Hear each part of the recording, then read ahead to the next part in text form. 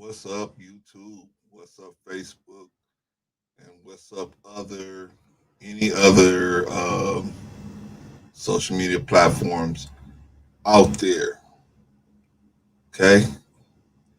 Today we're going to talk about this little rivalry we got going between Kings, Conversation with Kings, and the Lapeef Network. Okay. Now, I have never been on the Lapeef Network. I've tried to get on the Lapeef Network, but I was never able to be successful to get on the Lapeef Network. However, I've been successful in getting on Kings, a conversation with Kings, just about every time I've tried to get up there. So I spent a little more time talking to the guys at the Kings than the guys on Lapeef. The audio and video is out of sync. Petaway boys, sorry about that, man. That ain't me. That's just StreamYard the way they doing it. I can see here that they messing with my stream here already. I can see that already. I got the little thing where the internet is fading in and out. So sorry about that, brother. You might have to check me back on the playback, but appreciate it, man. Anyway, so last night it kind of came to a head because Chicago Rilla came on the King show after they had been talking about him, I guess, and then he had been talking about them in an indirect type of way, I guess. So, okay, thank you, Petway boy, appreciate you, brother. So they had been talking about him. They had been talking about. So I'm gonna play a little bit of it, and we kind of go through it. Let's take a look at it and see what happened with this situation. So.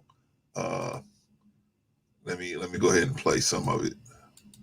I didn't like the pose. Yeah, he threw in there. I threw a bunch of. Listen. The fact that you put a bunch of kids in the fact that you realize the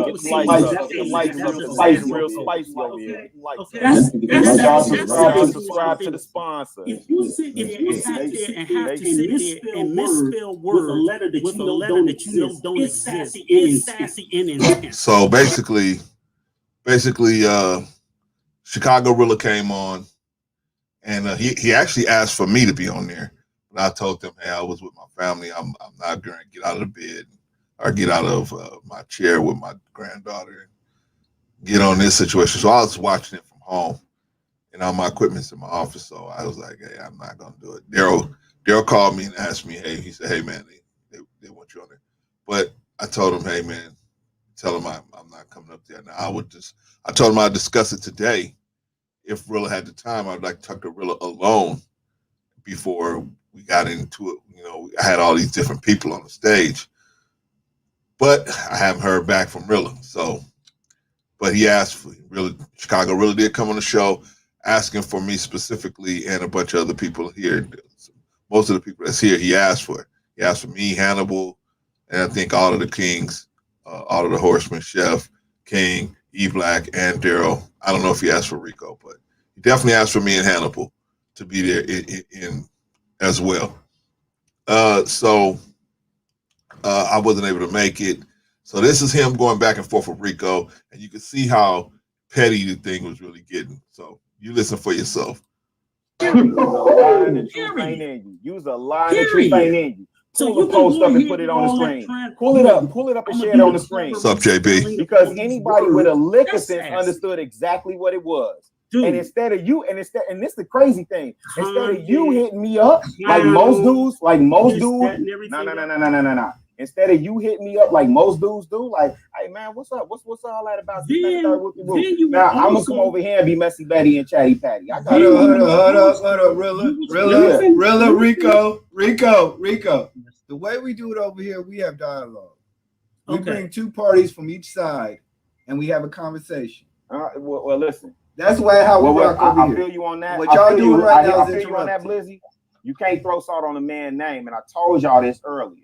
You can't throw salt on a man's name and then try and hide your hand and try and control how he gonna respond. So I'm gonna respect the platform because it's King's platform. I'm gonna respect each one of you gentlemen that I'm talking. Now, Rilla said he was gonna respect it, but he really didn't. He really didn't, man. He got so emotional about the situation that he wasn't able to control himself most of the time. And we go down the line, especially him and Hannibal got into it. Then him and King got into it. Daryl didn't even get his chance to get his teeth into it. So it was just an ugly situation. E Black was just trying to be the peacemaker of the situation. And Chef was kind of like just stand off to the side and letting, men do what they do. So, it was pretty ugly. It was pretty ugly. I think the two most ugliest exchanges was between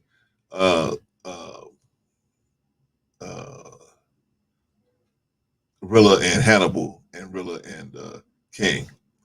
Later on, Tawana came on, and she started expressing pretty much the same thing she pretty much said the same thing that most of the people had a problem with Lapeef, is that Anton just cannot be dealt with on there, and nobody will do anything about his behavior toward the guests.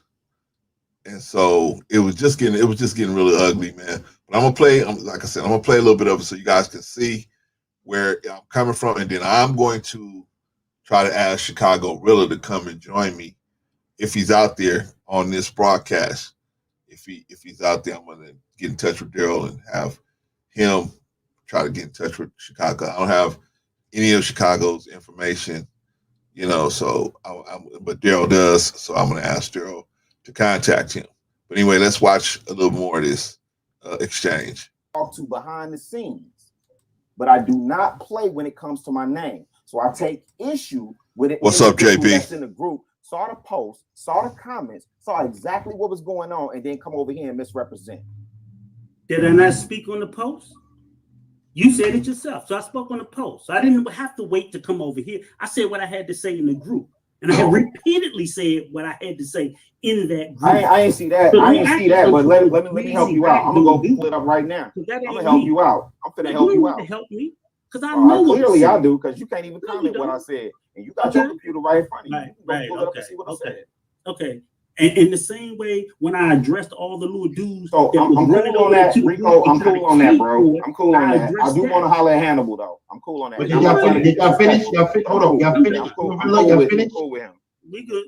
Okay, y'all cool. That's it. At least y'all got out your chest. That's cool. Next up, Hannibal. He going one by one. You lining us up. Let's go. Okay, this is one really got a little juicy conversation. So Hannibal, you had a concern about why I was over here, right? I wouldn't call it a concern. I heard you. That don't mean it's a concern. So then what was Ain't the nobody question? concerned. Ain't nobody concerned. Okay, so I was trying to make a point. I was trying to make a point. Do you want to know what that point is? I'm very curious about that point, sir. The point is you ought to have something better to do. I was on my way home from work. So, okay, cool. So we on that, Hannibal? Yes. Okay, cool. Like the hoodie action. Let me ask you this: was I disrespectful to you when I was present with you? No, but let me tell you. Wait. Did I say anything slick out my mouth? Did anything get back to you? Wait, you feel disrespected by what I said? Absolutely, 1000%. If you felt disrespected, I'm sorry for hurting. No, bro. No, I don't do that. I don't do those little, I don't do that. I don't need the pity pat. So the brother was just apologizing, right? I don't need that. Well, what you looking for then? I'm addressing you directly, sir. So what we doing? I gave him a conversation. Wait. Are we having a? Okay. Let me reset it then, because I think you saw what just happened with Rico, and I think you misunderstanding me, and I'm trying to get clarity and understanding from you, brother. Real spill. We both in the same city. We both doing the same work. Mm-hmm. I got respect for you. When you was on the panel, I ain't have no smoke for you. I wasn't the one that was at your neck. I wasn't the one that caused you to drop off. I haven't said nothing about you since. I didn't go back in the group the next day talking greasy about you. If you look at my live for that following day, I said I wanted to hear more of your opinion. I thought it was. Wait, I got you. So what I'm doing right now is I'm going to reset, and I'm asking you what type of conversation you want to have with me right now. Right now, So let me let y'all know. I just got in touch with Daryl, and so he said send me the link. So I sent him the link. Hopefully he'll send a link to Rilla, and Rilla will come up and come on, and we could talk about it. Because I don't know why he asked for me last night. I don't know. I don't think I really have spoken on Rilla that much. But hey, let's see what he got to say. Anyway, let's finish up. And if it's done, I'm cool on that too. I'm responding to you.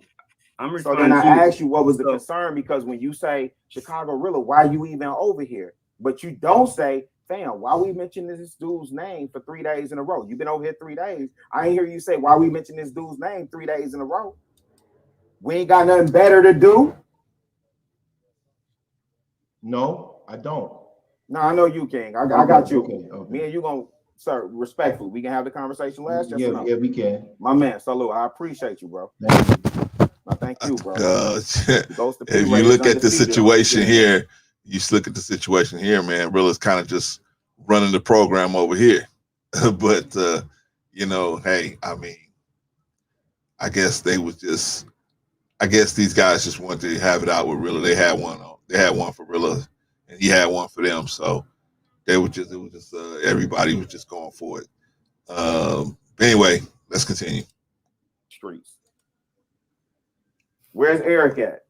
Because Brother Clarence not here, and I'll say this. What happened to Hannibal? He probably he's probably switching the internet and whatnot. Hold on, let's wait for Hannibal. Did you finish the discussion with Hannibal? Nah. Okay. Here's where King and I'm here now. Here's where King and Rilla got into it. We're gonna get this through. Yeah, we're gonna definitely get this where straight. King and Rilla got into it. Not straight. We're gonna get it through. Nah, we're gonna get it straight on my end. I mean, I don't know what y'all saying. We're gonna get it through, man. I just can't. I just hope you ask me the same questions you asked them. Yeah, no, I got a different set of questions for you, bro. Please do that. I hope you got a different set of questions for me. I have a few questions. That's cool. Do we get a chance to ask you any questions? You can ask me whatever you want to ask. Well, listen, we don't have to wait for Hannibal. Me, you could go right now because No. Wait, King. The reason why we should go right now is because at the end of the day, I don't want to prolong the inevitable. No, King. Nah, because listen, I done seen you work, bro. We gonna get the likes up. No, I don't want the likes. Listen, we good. Listen. I don't need the likes. What I do need the likes up. No, what I do need from you is so I don't like how Rilla keeps interrupting everybody. He won't let him. Pretty much a lot of times the way Anton will do a lot of times. And like I said, I don't hate the guy. I don't have no issue with the guy. I have some structural differences, and this is a structural difference. When you don't let someone establish their position as to what their issue is, and you just keep interrupting them, then they have to keep restarting, reloading, and start all over again. And that's what that was the strategy what Chicago Rilla was doing. He was mathematically interrupting them, so they had to restart over again, and they can never get on track. And what most people will do, they'll lose their train of focus and they get distracted into something else. And that's what the strategy, in my opinion, was. I don't think Rilla was there to solve anything. I think he was there to just establish that you ain't gonna push him around. Okay, I get that, but you still got to let people talk, and you still got to have a dialogue. I mean, you still got to make it look like it's a dialogue, in my opinion. But anyway, let's continue. Let's move it forward. I'm gonna hit the like button. No, listen, Chicago, what I need from you is for you to understand one thing. When I came at you because you came at somebody and you never portrayed yourself like that, ever. Bullshit, dog. Let me finish, brother. You came at E Black a certain way, and I felt like, yo, you not like that, because why you defending, why you Why are you making a man look like that? Put him down like that. To me, I don't like bullies. And you never came off like a bully. So when you came off like a hold on, when you came off like a bully, and he's on my channel now, it's only right that I stand up next to a person that's doing right by me. Second of all, when you got up on a TLA show, you said, I don't want to comment on that issue. I'm with the home team. And where I'm from, not Chicago, I'm from Brooklyn. Where I'm from, if you stand next to the enemy, you might get hit by straight shots. That's the side, that's your home team. So stand next to them. If I'm coming at your home team, I'm coming at you. So you take it a certain way, like, oh, because my issue is not. Let's get it. Wait. Brother, I didn't finish. Okay, all right. I'm gonna let you rock. Go ahead, get it on. So you can't tell me I can't come at you, and I can't mention your name. That's your home team. So whoever's on their home team, if that's your team, I'm coming at you too. That's how I move. Cool. And let me say something to the young governors. Okay, you go ahead. And I appreciate you, bro. Thank you for giving deference to me on this one. And let me say something to the young governors that may be listening. See, because you, sir, as a 41-year-old man, right, I would expect you by now to know how to move different. And when you got people, listen, and you could disagree. We could disagree. Okay, let's see what the problem was. And I've told Daryl, I respect that. And I told Daryl I disagree with that philosophy. When you got issue with one man, you keep that with you and that one man. No, I didn't disrespect you, King. When you yes, got you use a lot of truth, bro. When you got knocked off that platform, I hit you in your inbox. I said, bro. You did. Chicago, you did. Please tell me how. Chicago. Tell me how I disrespect you. Chicago. You bringing up age. Age has nothing to do with the level of maturation. It has everything to do with it. No. Tell me how I disrespect you. Let me finish. Age has nothing to do with your level of maturation. If you are so much, listen, if you are setting an example of being mature and you think I'm being immature, then you don't have to go and tell people next to me, fuck me. You could have called me. Whoa. Hold on. Oh, King, don't do that. Don't do that. It's real. You're doing that Brooklyn shit. Don't do that. Don't do that, King. I am Brooklyn. King, don't do that. I am Brooklyn. Who came out their mouth and said, fuck you first? Who? I did. Okay, then stand on that. I said, why you come at me? Well, hold up. If you're so thorough, right? No, listen. If you're so thorough, you should came at me. I said what I said. I said, listen. No, Chicago. It's not Chicago. It's not. That's not real. It's not rocket science. Chicago. This is Chicago. It's not rocket science. For you, this is likes and views. Okay, this is likes and views. For you, no, King. For you, this is likes and views. I told each one of your mans. Your man came out. One of your guys tried to. Who's my man? Listen, one of your guys. I don't know this. Who's my man? Okay, so how many of the 4 horsemen are present on the? I don't know. Say their name. Nah. Why not? No. Hey, we can continue our conversation though. Yeah, we can. So Hannibal, that's what we doing. We gonna interrupt what's going on right now. I mean, you came with the smoke. Right, he came with the smoke. Rilla came in the place acting up. He came in there acting up. So, usually Rilla is much more reserved than that. I was surprised to see him come in there, kicking everybody's chair over like that. But he came in there like that. And, by the way, apparently Daryl contacted him. He said he just really didn't want to, he just had really, he really didn't want to mention me in that situation. He didn't mean to. And he said he just wanted to ask me something. I guess he's going to get at me personally later. So because I was wondering why he was asking for me, because I never really spoke about Rilla. I never, in a good way or a bad way, I never really spoke about him. So I was like, what's he asking me about? How did I get thrown in with the brothers that's actually been talking about him? King, Daryl, King and Daryl mainly. And so, Hannibal, if you ask him, but I never said nothing about Chicago. So I was like, why? How come my name is coming up? But I wanted to have him on, see what he had to say about it. But evidently he doesn't want to come on show. That's cool. You know what I'm saying? I don't have nothing. Maybe he doesn't have maybe he sat back and thought about it today and said, you know, maybe the brother he didn't have nothing to really do with it. So why am I even bringing him into it? So maybe that's what it is. Anyway, let's see. Let's finish up with these guys. And I got some too. So what up? Fam, I got some. Listen, I'm here. I'm not going nowhere. Be patient. I'm with you. Okay. I'm talking to King. All right. You're right. You're right. Let me act like I got home training. I mean, okay, hold on, y'all. Let me go through. Let me catch up on the chats. Hold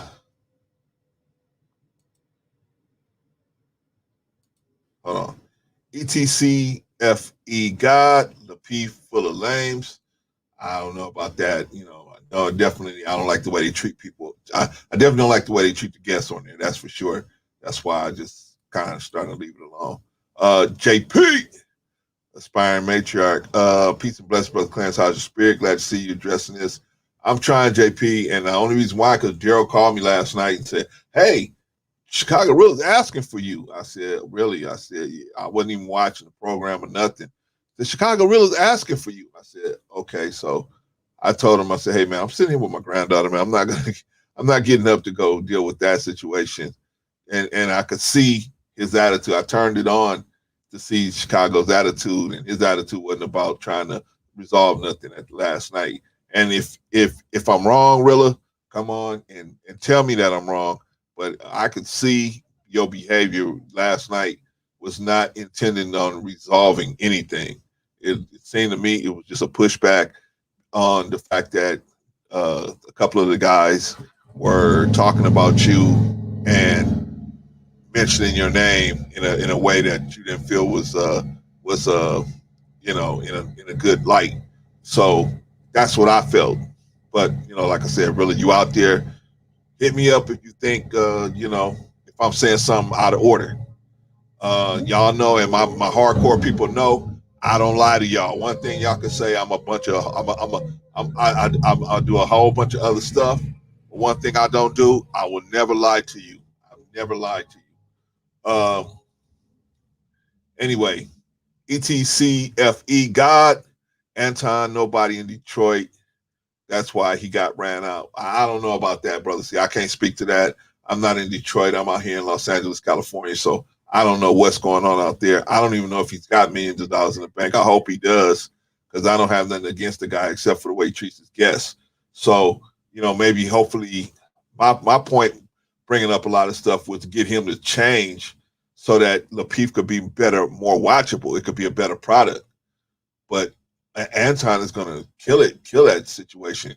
If you watch the last episode of Lapeef, where he went in on this chick, man, he drug her across the prairie. You know what I'm saying? And I was like, why is he doing that? Why? How come he's doing that? And why would anybody sign up to come on the program after seeing something like that if they did their homework? Just how we did Hannibal. Just how we did Hannibal. You know, that's when I went to Anton. Okay, let me give you out a backstory. So when I saw what Anton did to Hannibal, I said, "Hey, bro," I sent him an email saying, "I know you can do better than that." I didn't do it publicly. I sent him an email on the side and said, "Hey, bro, you can do better than that.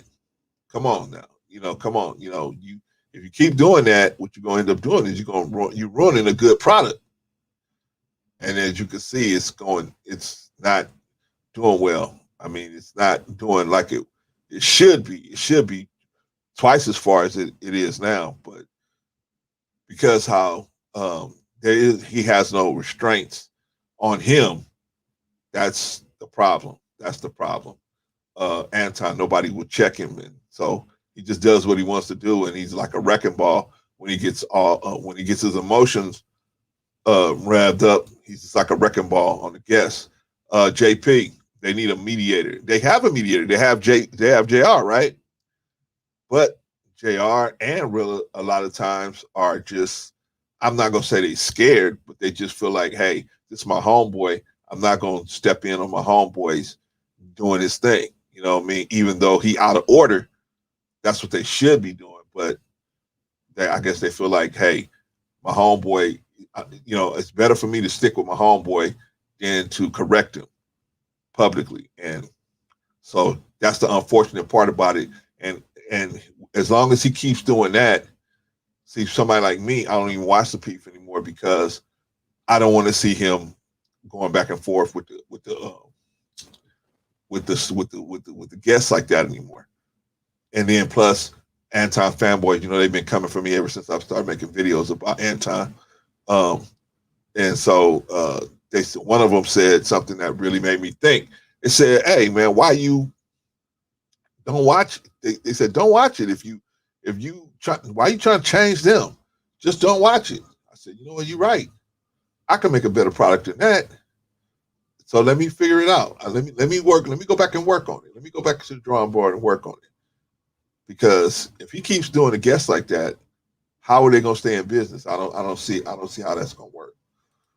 JP, I believe there could have been some peace established, but it was a circus. Yeah, last night, no, JP, there wasn't no peace. I mean, Chicago really came in with the attitude like, you know, I'm finna kick everybody's chair over. He was not seeking peace.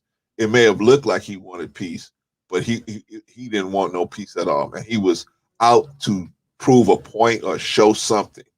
And so I was like, wow, I was just sitting back, you know, looking at it, and, you know, what could I say?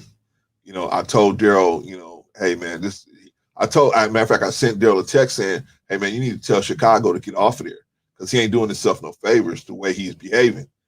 You know what I mean? But Daryl didn't tell him. He let him keep on going, you know, but yeah, he was just he was completely out of order. ETC FE God. Now his people were sending threats to Daryl Long. No, he better not send no threats to Daryl Long. That's my boy. Then his people were trying to talk slick to me. I'm connected in Detroit. I told dude to fall back. Nobody touching nobody. Yeah, man. We trying to stop this thing before it gets to that point, man. You know, we don't want nothing to happen to Chicago. We don't want nothing to happen to Daryl. We don't want nothing to happen to Anton. We don't want nothing to happen to nobody. You know, physically. No, nothing like that. So yeah, nothing like that. Nothing like that. So we don't want to have no issue. Big Chef, JP, there was mediation behind the scenes. They still both want to fight. Y'all can tell, Chef, that Rilla's mind's frame. Well, I know you know, because I started to tell Daryl to tell you to get in the middle of that situation, but I could see that it was just it wouldn't matter if Obama would have gotten in the middle of that situation. It wasn't Chicago Rilla's mentality wasn't to try to make no peace. He was on one to try to just be a wrecking ball. Peace to you, Chef. Peace to you, brothers. Peace to your platform, brother C. Thank you, Chef. Peace to you, brother. Appreciate you, man. I put the link out there if you want to come on and say a few words or whatever. Or you just want to chill in the cut. You know you're welcome, Chef, at any time, man. Appreciate you, bro. Big Chef, I gave them a safe ring for the fade. I know I saw you, you know, say, hey, hold back, let King and Rilla go at it. Let them two just have it. But Rilla was just not in the mentality to, because King kept giving him logical inferences. He kept lining the thing up logically. And Chef, I mean, Rilla wasn't not having it, man. Rilla was not having it. So same thing with Rico. Rico was lining up really logical positions, and you know, yeah, Rilla wasn't not going to let that happen. JP, peace to the Chef. Frankie 313 at ETF Guide. You were right. Don't act like that in here in the D. You don't hear his name like that out here. Yeah, man. You know, it's not about how you hear somebody name in the street.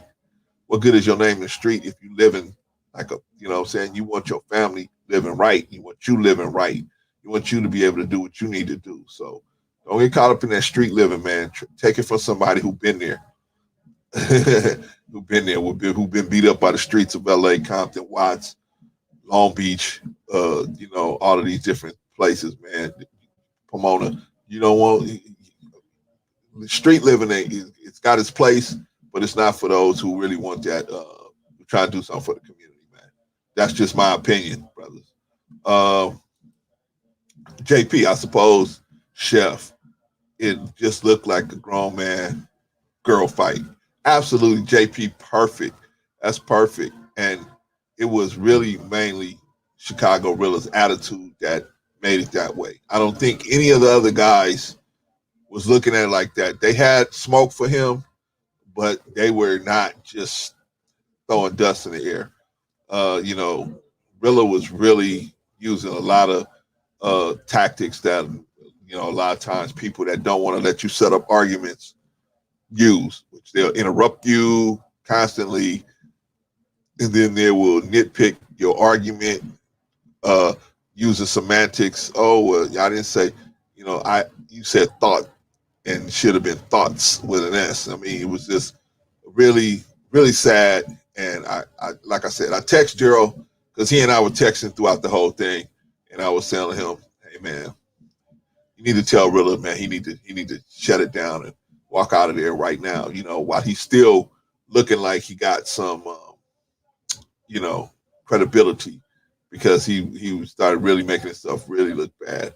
You know, I always had Rilla in a whole nother light until I saw him last night. I said, "Wow, wow." JP, it was disappointing, much like all the women thinking that they're all bosses living on dental floss budgets. Yeah, man. I mean, you know, but see, you know what? I mean, people think they like, I think he Chicago Rilla thought, oh, I gotta go out here and I gotta show them that, you know, I'm this Chicago cat, you know what I mean? And I ain't taking no shorts on nobody saying nothing about my name.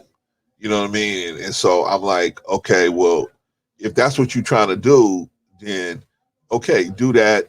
That should have took about 5 minutes, and he should have been off the line. But he made himself look real bad. And then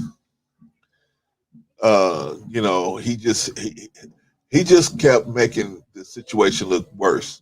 Especially when they start asking him, okay, well, how come you don't do it like this brother right here? This brother right here asked him, hey man, you guys are always stomping K out. You guys will get together and stomp K out. He said, but Amira, y'all don't say nothing to Amira. Amira can say whatever she want to say, and y'all don't do nothing. A valid point. That was a valid question. And you know, he really got mad. I might get to it. I might not get to it, but really got upset with that. And I was like, why is he upset? That's the truth. And you know, hey, answer it. But because he was so upset, he never really gave the guy a straight answer. So I was like, okay, well, you know, he never gave really none of them straight answers about almost anything, really. Instead, he did the whole, you know, flip it on you thing. Well, you said, you know, they asked him a question sometimes, and he would flip it on them. I'm just being real with you, brother. You talking to somebody who ain't got no reason to lie to you, brother. I don't have no reason to lie to you. I always thought you was a solid dude, and I still think you're a solid dude. But now I got some discrepancies with you, the way you behaved last night. Just like I had a discrepancy with Anton. I think Anton's a solid dude, but I just got discrepancies with the way he handles the guests. I got discrepancy where you handle these brothers last night. You know what I mean? And I'm not saying King is no saint, Dale is no saint, and Rico is no saint, and Hannibal's no saint. But definitely they were much more composed than you, and they were much more structurally sound than you, as opposed to setting up arguments. Anyway, let's take another look at some more of this conversation here. I mean, I gotta act like it too, apparently, because I don't understand how another man could come out of his face and say "F you 7 ways to Sunday."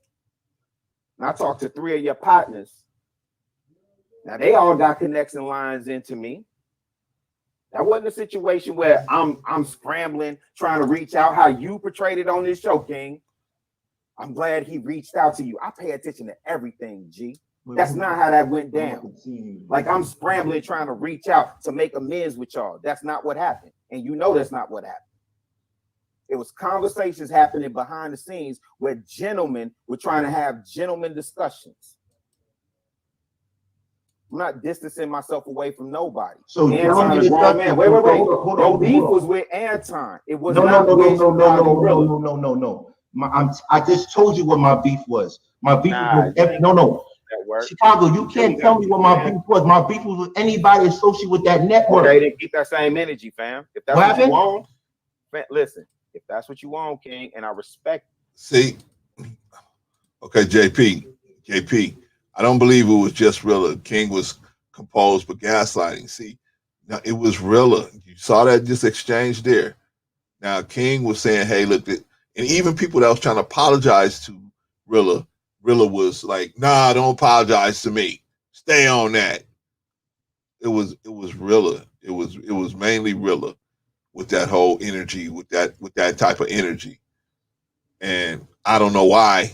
I think I know why, because he had one. By the time he got on, he had one. He was just upset, and so he came on not to correct anything. He came on to just get after everybody. Scorpion Israel. Good afternoon, everybody. Good afternoon, sir. JP. Peace to Scorpion. Glad to see you in the stream. How's your spirit? Scorpion feeling a little under the weather. We just made home vegan soup. Feeling a little better. Right on. Okay, y'all. Let's get back to it. Keep that same energy.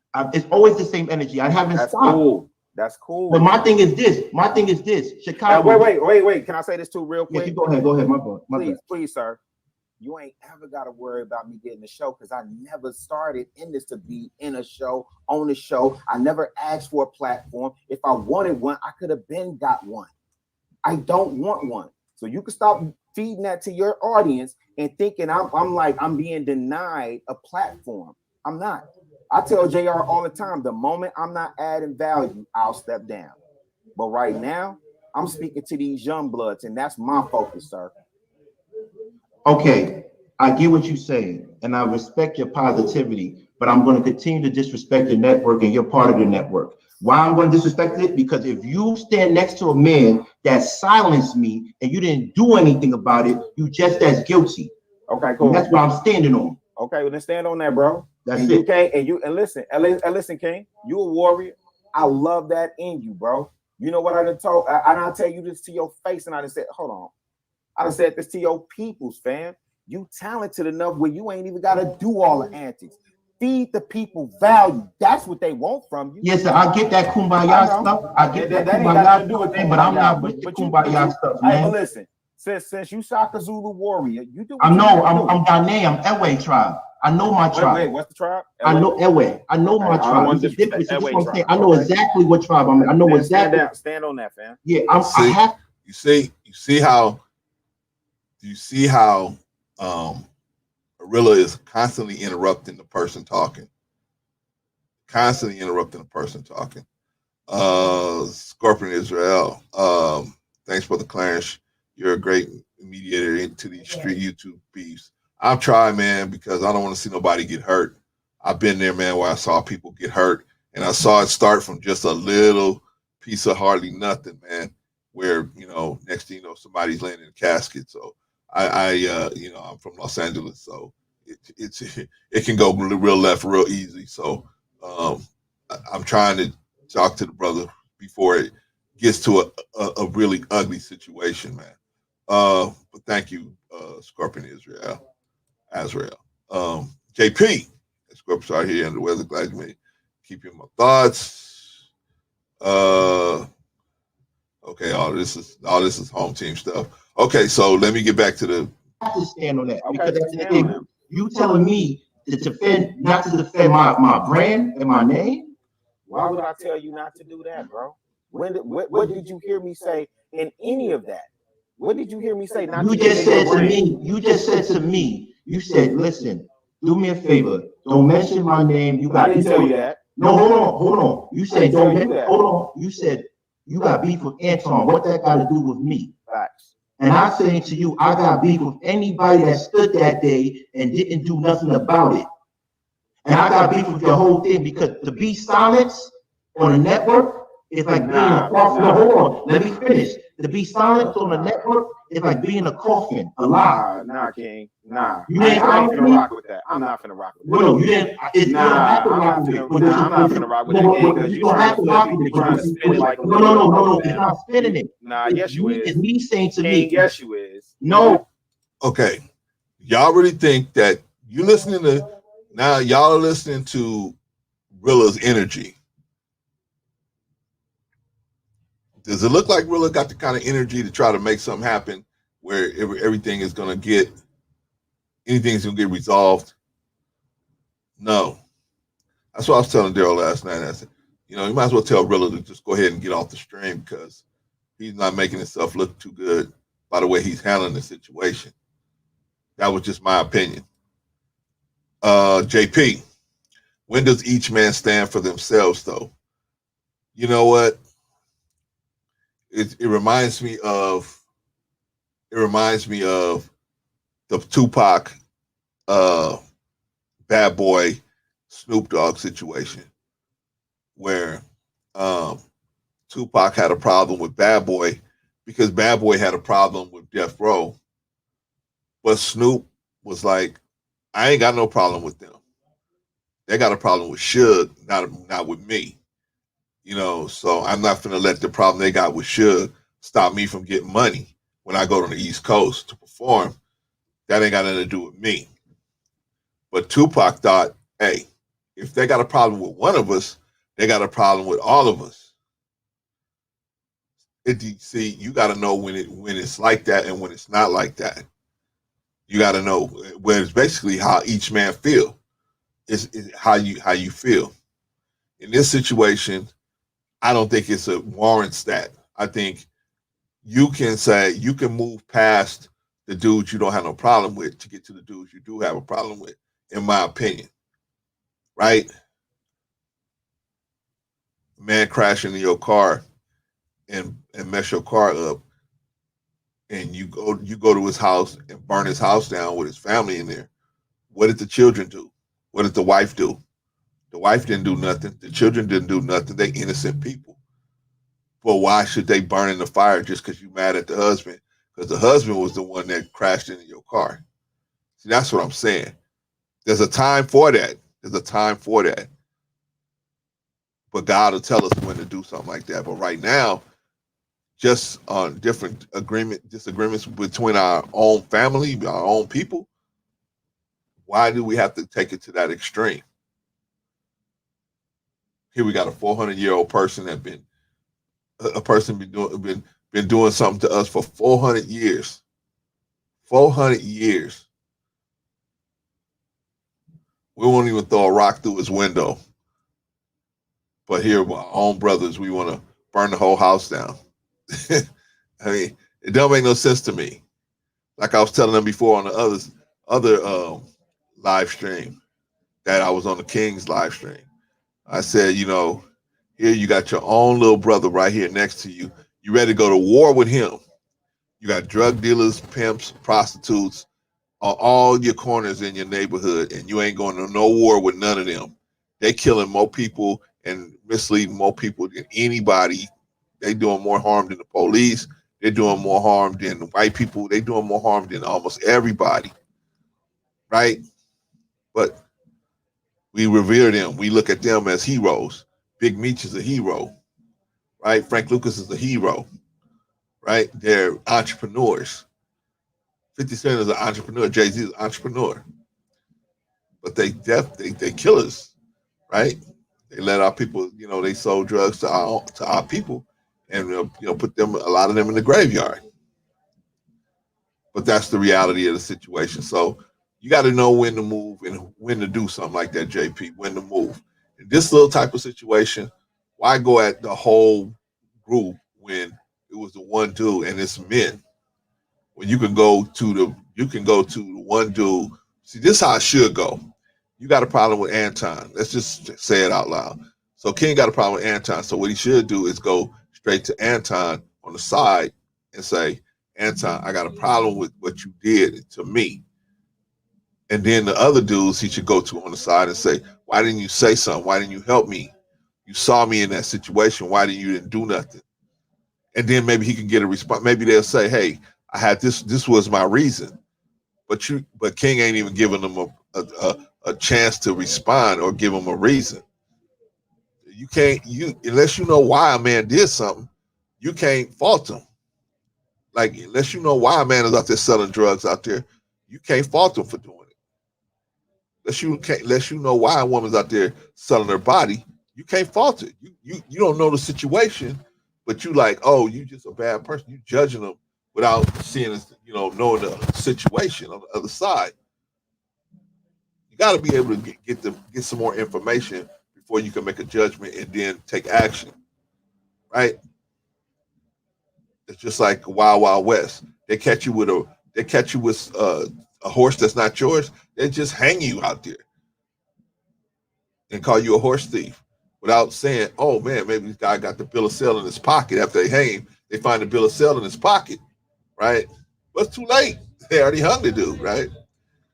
So we don't want to be like that. Well, white people do it that way, yeah, but they're not the standard of behavior. So we're not trying to follow what they do. They're not the standard by which we're supposed to be moving by, right? So anyway, we got to figure out what we're gonna do. Anyway, let's listen to a little bit more about of the Kings with the conversation. Make your type of brother. Let me tell you something. I'm gonna be real with you. It, bro. I'm gonna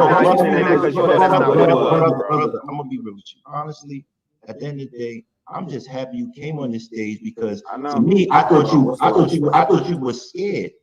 No, you ain't think I was. No, I did. I really did. And you finally came on stage. But what I do know, you're not scared, but you're foolish. That's cool. Why are you foolish? The reason why you're foolish is because you're defending somebody that doesn't even align with your belief. Wait. Who am I defending? You're defending that network. Wait. Who am I defending? Because you that said network, somebody. network. No. Somebody is not a network, and you, gentlemen, you very. You see what I'm saying? You see how Chicago is acting. He won't even let the guy say, "Oh, you know what? Maybe I shouldn't have said that word. Let me put it in. Take that word out and put this word in." Chicago is like, no. Yeah, and I don't know, man. I never seen this side of Chicago. And it's really surprising. I always thought the dude was really a lot more composed than this. So he must have really been pissed off to be able to be out here acting like this. But like I said, I don't know the brother, so he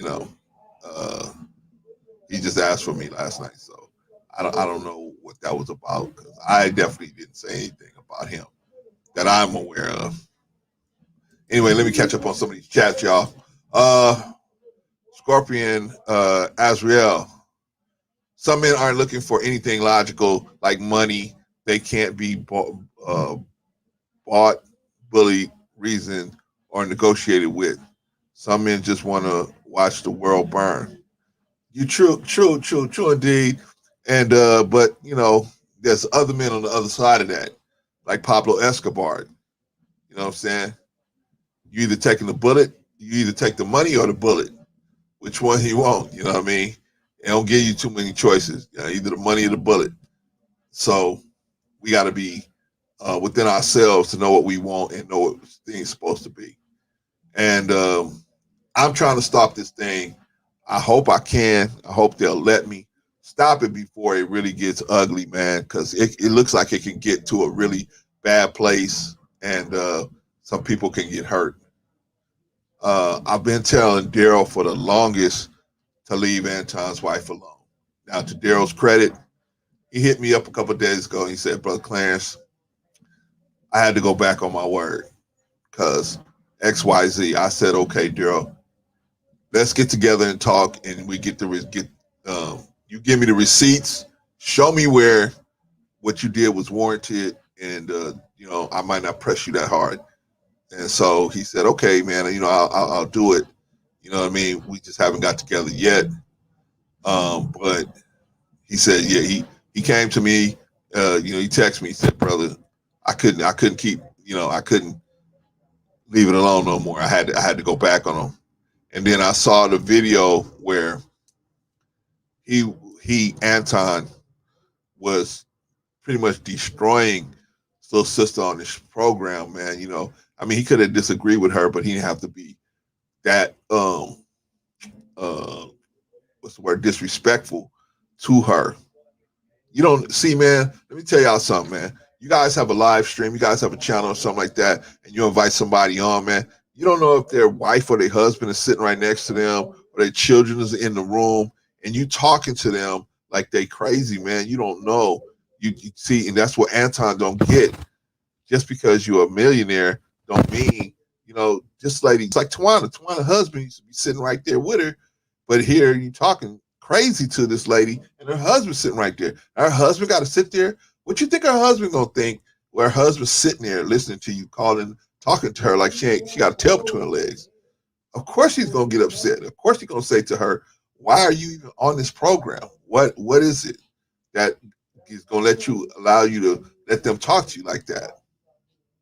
And then here comes Amira, and I ain't got nothing against Amira. I don't have nothing against her. Personally, I don't even know her. But Amira can do whatever, and she never gets attacked. She never gets jumped on. That was a good point that brother brought up last night. Amira, nothing ever happens to Amira. Amira can say or do whatever. And the only one that I've seen ever go at Amira was Courtney. And Courtney, they jumped on Courtney for going at Amira. They made Courtney look like she was crazy for saying, "Hey, Amira, you know, you really don't know. You really talking out of your side of your neck. You don't really know what you're talking about in this instance. You're just talking about the effect. You ain't looking at the cause behind the effect." Basically what she was trying to tell her. And when Courtney did that, they made Courtney look like, you know, she was the Black Panthers or something, kicking in the door on Ronald Reagan's governor's meeting or something. You know what I mean? Oh man. But as men,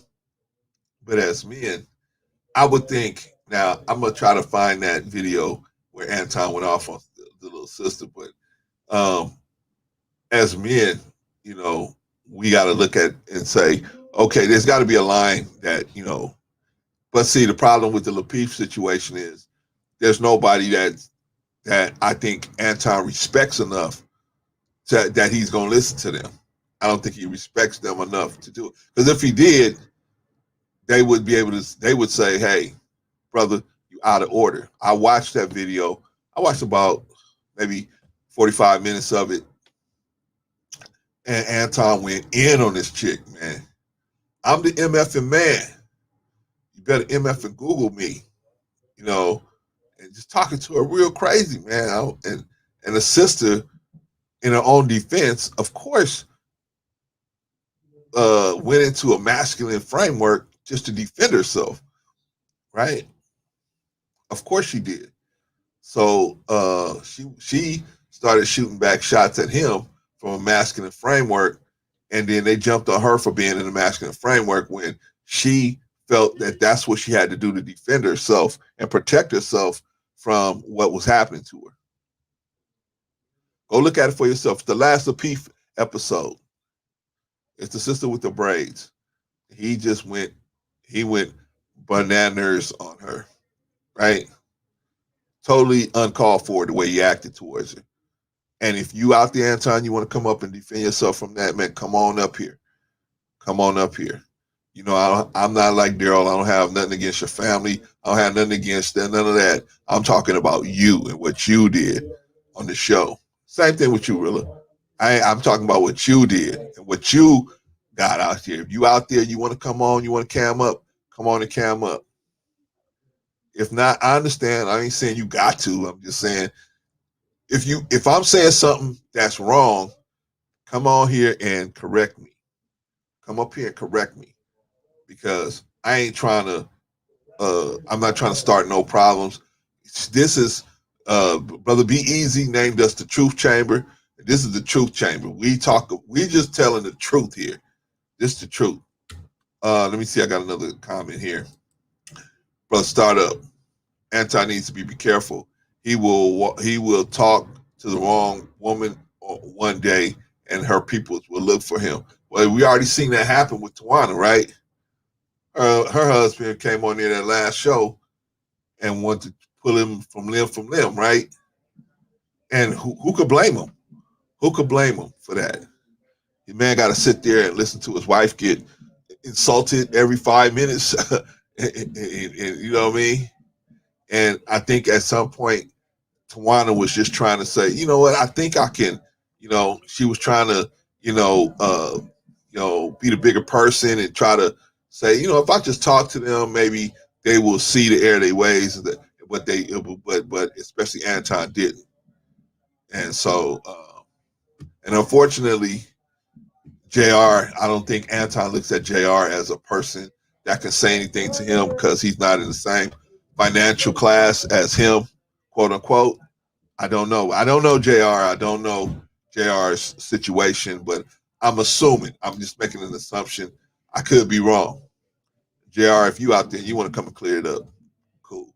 But I'm just saying, that's my assumption because I don't know why you guys, when you guys see her, and when I mean you guys, I mean especially the men, when you and JR, you and Rilla see Anton going in like that, I don't know why you guys don't just say, hey, I remember you used to, JR, but I don't know what happened where, you would let something like that go on and continue. Maybe you guys have a talk in the background and Anton said, if I go in like that, just let me go. But I'm telling you, brother, it's hurting your network bad. You're losing subscribers bad. Okay. I mean, maybe you are picking up the people that want to see messy stuff like that, but you had a good product. And if you guys don't wheel Anton in, or find somebody that he respects enough to listen to, gonna burn it up, man. Gonna burn it up. Scorpion Azrael. If Anton talked to women like that, just imagine how he talks to his wife behind doors. I don't know if he talks to his wife behind doors. It seems like he really holds her in high regard. So this is my opinion, brother. I don't think he talks to her like that behind closed doors. But how is he going to stay in business, continuing to speak like that to people? Eventually, that's going to hurt his business. It's going to hurt his brand and it's hurt his business. And that's what I was trying to tell him on the several occasions that I was talking to him. But I don't think he wanted to hear it from me because he didn't look at me like, because people that have money like that, they look at people like this. I got money. You need to listen to me, regardless to the kind of personality I have or the way I'm talking to you. You need to just listen to me. And so they don't get that people ain't going to just listen to you because you got a bag full of money. They listen to you because of the way you present the information. But anyway, let's continue down. Let's do some more chats. ETCFE God, my friend got killed in Philly by females, words, some BS. That's true. Yeah, man. I remember one time I was looking at a news story, bro.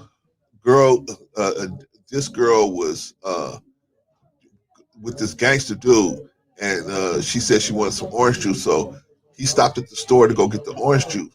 She goes back to where the orange juice was, and there wasn't no orange juice. So little young brother, man, working back there, she asked him, she said, hey, can you go check and see if we got some more orange juice back there?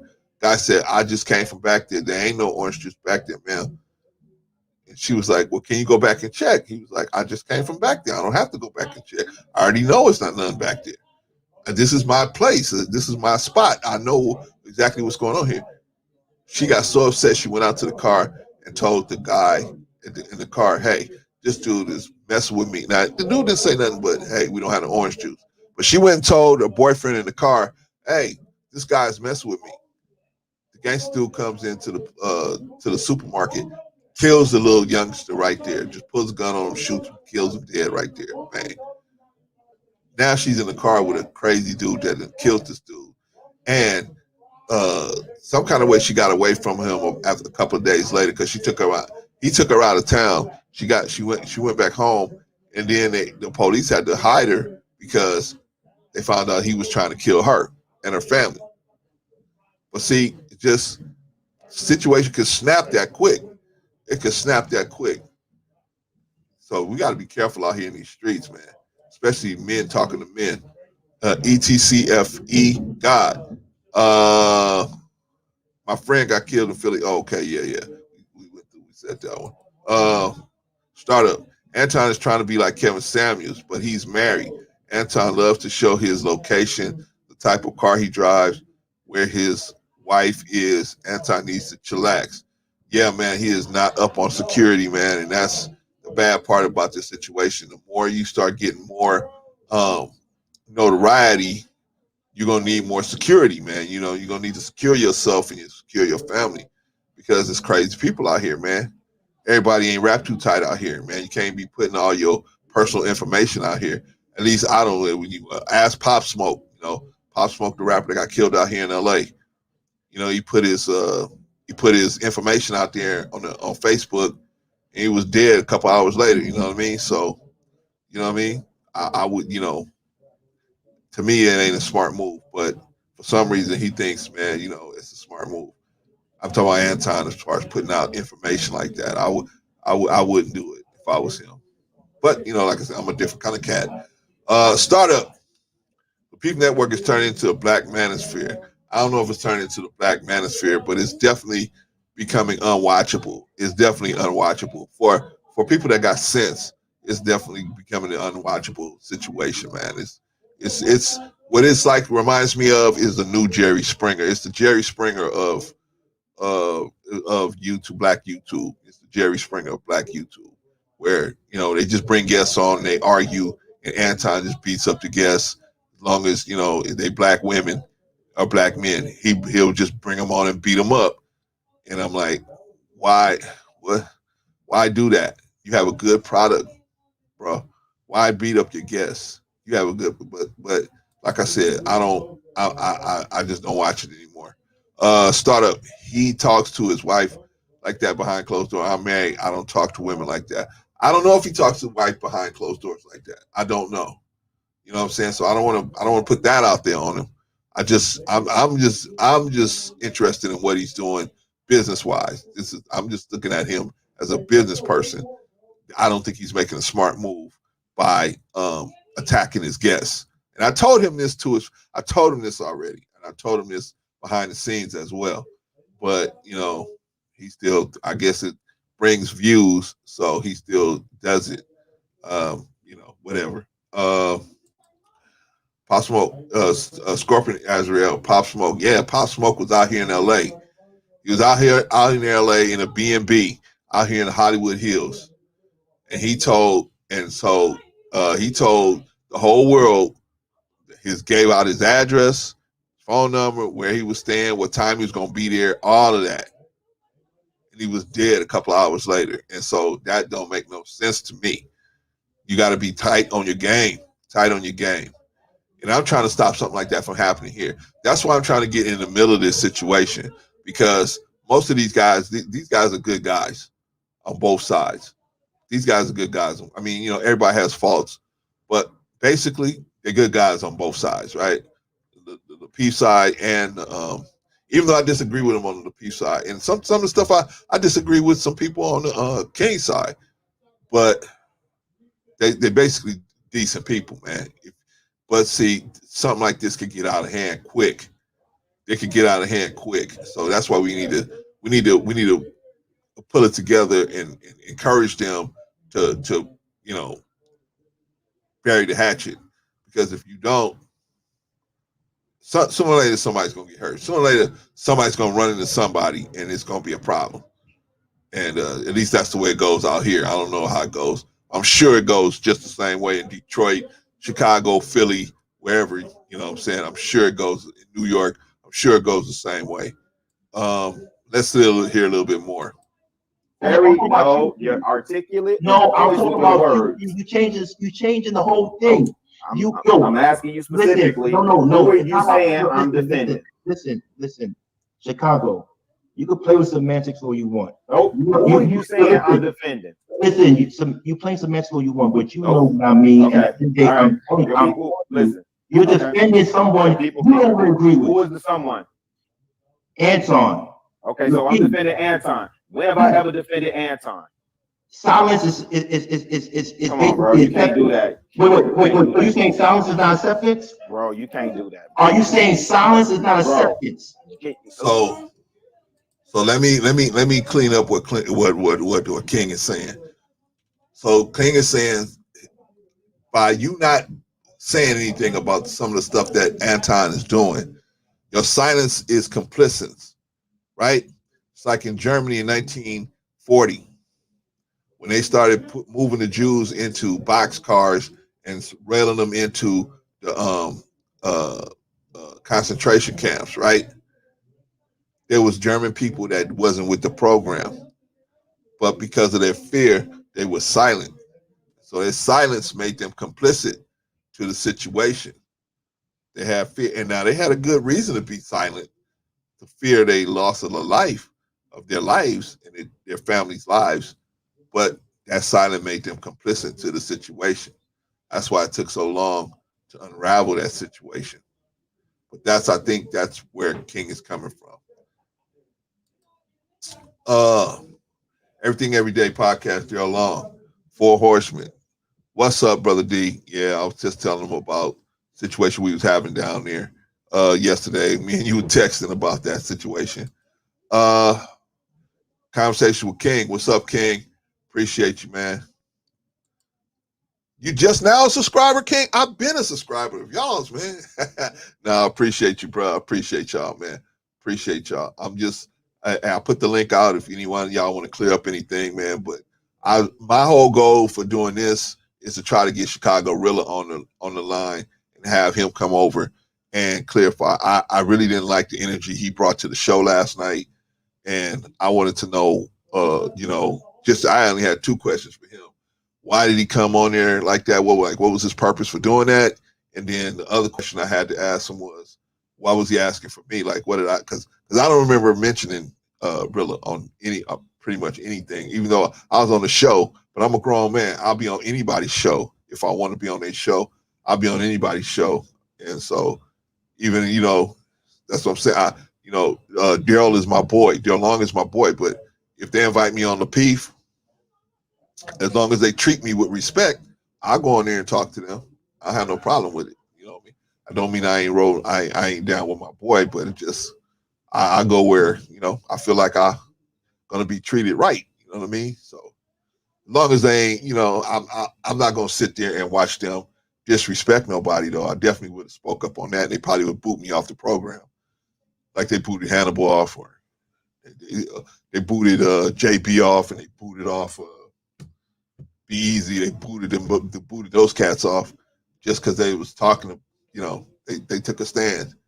Anybody that really takes a stand against that kind of behavior, a lot of times they just boot them off.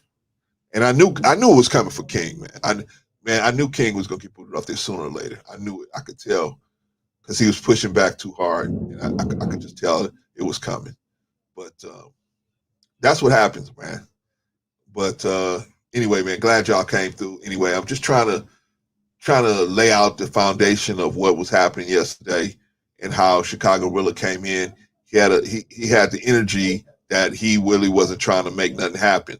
He wasn't trying to make no resolution happen to the podcast or the program or nothing like that. So I was just like, why is he doing this? And Daryl will tell you, maybe on another video, he'll tell you, I texted him, I said, hey, Daryl, I texted him, I said, man, you need to tell Rilla just to get off, man, because he's not doing himself no favors. The way he's behaving, he's really, those of us that thought of him in another way are seeing him in a light that we really don't want to see him in. I didn't want to see him in that light, but everybody makes mistakes, so I don't judge the brother. Maybe he had a bad night or whatever. That's why I wanted him to come on. He said he don't want to come on with me, but I understand, no problem. I can't make nobody come on with me. But my feelings is I want Rilla to clear up some stuff about what was going on that particular evening.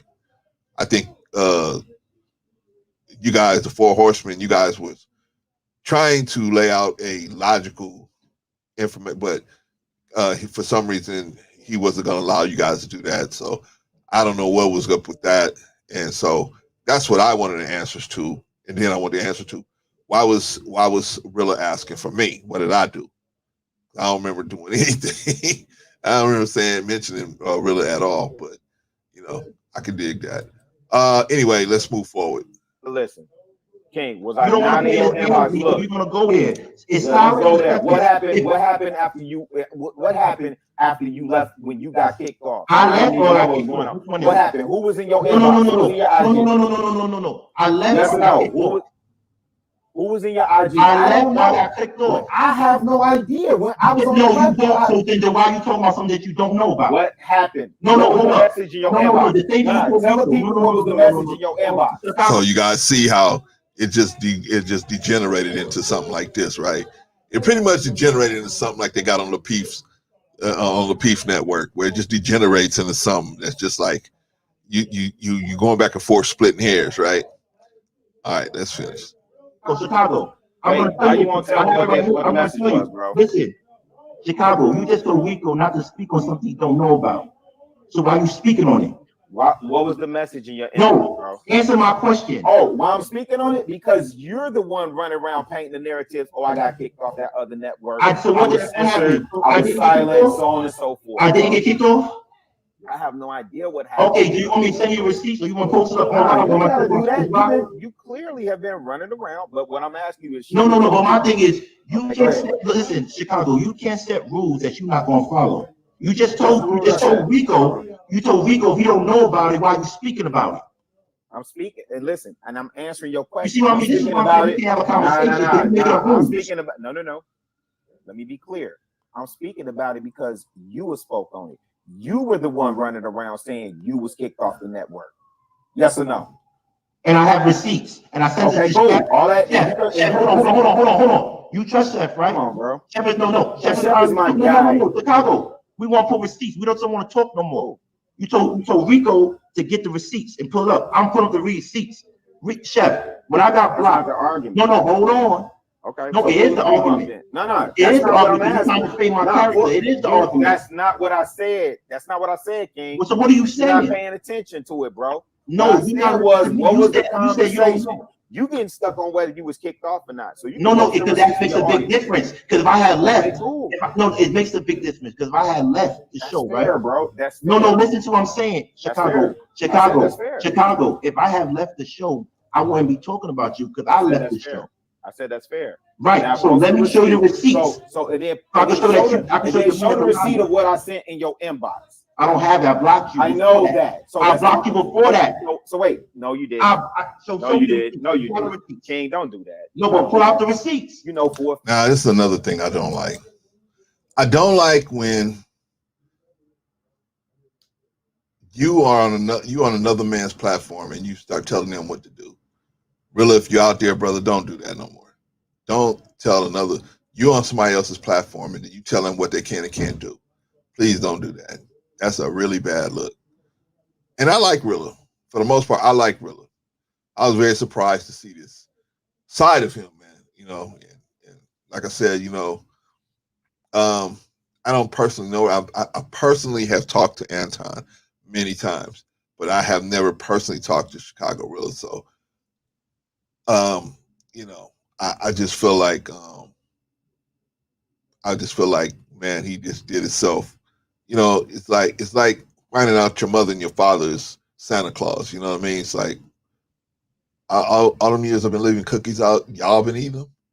You know what I'm saying? That's how I feel about Rilla. I'm like, man, all this time I thought you was much more composed than that, Rilla, and then you kind of came in there with this attitude. I didn't like it, man. I really didn't like it, man. Well, put it like this. I didn't want to see you in this light, man. I didn't really want to see you in this light. And I hope maybe you'll make a video and you discuss it on Lapeef, or maybe you'll come here, man. This is a safe place for you, brother. I'm never you ask E-Black, ask Anton, ask Daryl. Never going to make you talk about something that you don't want to talk about, brother. I'm never going to have you go up at you and be going up in you, trying to get you to, and then I'm going to invite somebody else. When Anton came on, the first time Anton came on, he told me straight out, he said, man, he was so hot at Daryl, and I understood. That's why I kept telling Daryl, I said, Daryl, I'm not going to bring you up, man, because this dude does not want to talk to you. And I understand. I mean, if you talked about my wife like that, I would have been like, man, I don't want to talk to you either, because I don't know what I'm gonna say to you. I don't know where it's gonna go after that. So I understood that. So that's why I held Daryl back. I had Daryl. Daryl was on the program first. He was on the program first. Matter of fact, he taught us all about Henrietta Lacks. None of us knew who Henrietta Lacks was. Go look her up. But we didn't. None of us knew who that sister was. And so anyway, he was on the program first, and then Daryl had to go. Daryl had some things he had to do. He had to go, but he was still listening. Anton came on the program and said, "Hey, I'll come on, but I'll come up with you. I don't want to be on there with Daryl." And I said, "Oh, okay." I thought Anton was coming on to cam up with Daryl, and we was going to squash the situation. But Anton said no, and I don't blame him. If you was talking about my wife, I probably would have been the same thing, because I don't know what I'm gonna say to you, man. It could get really ugly, and then before we know it, somebody getting hurt. So, I can understand why he did that. However, I talked to Anton, and he aired out a little bit about him. And then the last time we got on the phone, we got on a live stream. All three of us got on a live stream, me, Daryl, and Anton, and we were able to get somewhere, I thought, at that time. But my whole point is, like I said, I'm not insincere here. I'm not moving off of emotion here. I'm just talking, brother. I'm just your brother. I'm just your little brother out here talking. If you want to come on here and straighten something out or discuss something and try to get a resolution to it, or you can do it the other way. I mean, however way you want to do it. But I would hope that if you do want to sit down and talk about it, you feel free to come here and talk about it. Ask E Black, like I said, ask E Black, ask Daryl, and ask Anton. I don't never, I ain't gonna go at him and go at nobody hard. If you don't want to answer a question, don't answer it. It's cool with me. I ain't gonna, I'm not gonna go after nobody. But yeah, man, I'd like to have you come on, especially Rilla. I talked to Anton a couple of times, so we've had conversations. But Rilla, I have never met you. I never even talked to you. Even JR either. If JR, you want to come up, you out there, you want to come up, come on. I'm not gonna go at you and ask you nothing. Now the chat is something different. They may ask you something, but like I still, even ask E Black, I'll tell them, hey, do you feel comfortable answering this question? Not finna make you answer no question or try to jump you with no questions or nothing like that. Startup. Anton is a fake dude. He is creating a lot of enemies. Well, I believe he is creating some enemies, but I don't know if he's a fake dude. I don't know. See, hard for me to say somebody's fake that I never met, right? So I think startup, what we got to do, we got to hold back.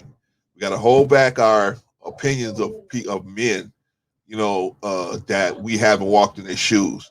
Native Americans have a saying, you can't judge a man until you walk 40 miles in his moccasins, right? So I can't judge a man. It's a lot of pressure being somebody like him, like Anton. A lot of he put a lot of pressure on himself, right? I'm this persona, this personality that he got to keep up. It's it's a lot of work. So you don't know, man. The pressure might be getting to him, but I don't know. I wouldn't call him fake. I don't know him personally. If you know him personally, and you saying that he's fake, then maybe. I definitely agree with you. He's making a lot of enemies. He's making a lot of enemies talking to these people on this platform. Crazy. I think, yeah, you're right. He is making a lot of enemies. That part is true. But as far as him being a fake dude, I don't know that. I've never seen nothing but the solid side of him. So I'm just like Rilla. I had only seen the solid side of Rilla. I just saw this other side of him last night, and I was like, what's going on? You know what I mean? Anyway, startup. Why did Anton make peace with Daryl, then diss him a few days later? See, it depends on what you call a diss. If him just mentioning something about the network, that's a diss. I mean, that's something to start a whole war with. I had to tell Daryl in a stream before. hey, Daryl, hold on, Daryl, hold on. And he told me, hey, Clint, he said, Clint, I'm gonna hold back. He said, you know, I respect for you, I'm gonna hold back. I said, yeah, man, just hold back because you don't know if that's even him or if he's trying to start something. You don't know. You know what I mean? Sometimes dudes will troll up and act like they one person, and that person ain't even the person that's doing it. It's the troll doing it. So you don't know. You know what I'm saying? You don't know. But if come to find out it is true, because you know, it was on their string. So what can you do? What can you do? No, Daryl is his own man. I can only ask him to do something. He's gonna do what he wants to do. He's gonna do what he's got to do. And he came to me on the side and said, "Hey, bro, I had to get with this program. So you know, what I mean, I'm just letting you know before you come." It reminds me of Cam when Cam come out and said, "Hey, I know we made Peace, Ice Cube, but I got a song that the company is already gonna release called Pull Your Whole Car. Already, it's already out there. It's already out there. I want you to hear it from me that this song is already going to be released. Even though we sitting here making a piece now, they're already going to release the song. What could Ice Cube do? No problem, right? Same thing with me. What can I do? I just don't want nobody to get hurt. I don't want nobody's family getting hurt. I don't want to read about any of the players in this saga. You know, something happening to them. You know, and somebody going up the river for the rest of their life over some YouTube beef, which we read about a lot, right? We see, you know, people getting caught up over YouTube beefs, and you know they're doing prison stints for it. You know what I mean? I don't know why Anton did that. You know, I don't know. You know, I don't know him. You know what I'm saying? I'm getting to know Daryl, and you know, Daryl I know a lot better. So you know, what I knew about Daryl, let me tell you about Daryl. What I knew about Daryl was Daryl, and he said it up front, I'm not going to change my mind. He said, I'm willing to make peace with you, but I'm not going to change my mind. He said, he basically was telling the dude, I'm not going to attack your family. I'm still going to get at you. And that was, I never had no problem with that. I wanted him to get on Anton because all of us, some of us need to be, you know, challenged. You know what I'm saying? And Anton's a man. He could be challenged. That's no problem. The only problem I had with Daryl was talking about Anton's wife, and I didn't want him to go further into his family. I told him, I was telling him, hey man, don't do that part. But Daryl never said, oh, I forgive you. you know, it's all good. He never said that. He just said, I'm not going to continue to talk about you the way I was. And that lasted for a day or so, right? But you know, but so I already pretty much knew if anything happens, Daryl was going to be the first one to you know, get off. I pretty much knew that, right? But Anton, I don't know him that well. I've talked to him a couple of times, but I don't know him that well. I don't know him well enough to be able to, you know, I did a whole show with him and talk to him like that, so I don't know him that well. I don't know why he would do something like that. And I don't know why they did whatever they did. And all I did was hear them talk about the spicy stuff. I don't know what else happened behind the scenes because I'm only privy to certain information. So I don't know what happened and how it got to this point where we just made the piece earlier this week, and now now we're here where, you know, the pies are getting thrown in everybody's face. But, you know what I mean? I'm not gonna hold it against Anton being upset when somebody's talking about his wife. I can't hold that against a guy. If you're talking about my wife, man, I'm gonna be upset with you. I may not go drive up to your house, but I definitely don't want to talk to you. That's for sure. Scorpion Israel. I would like to Anton, Rilla, and King on this platform to clear the misunderstanding to show the younger generation and young men too much black on black YouTube beef. I agree. I would do it. It's no problem. I think King would do it. I think the one that would be the easiest one to get on is King, I think. Rilla and Anton, that'll be the challenge right there. They'd have to have. I think their subscribers would have to encourage them to come on. Well, I don't know about Rilla because I don't know Rilla, but Anton, I think based on his personality, I think he has to have a reason to do something. He has to have a reason to do, and he has no reason to straighten this out.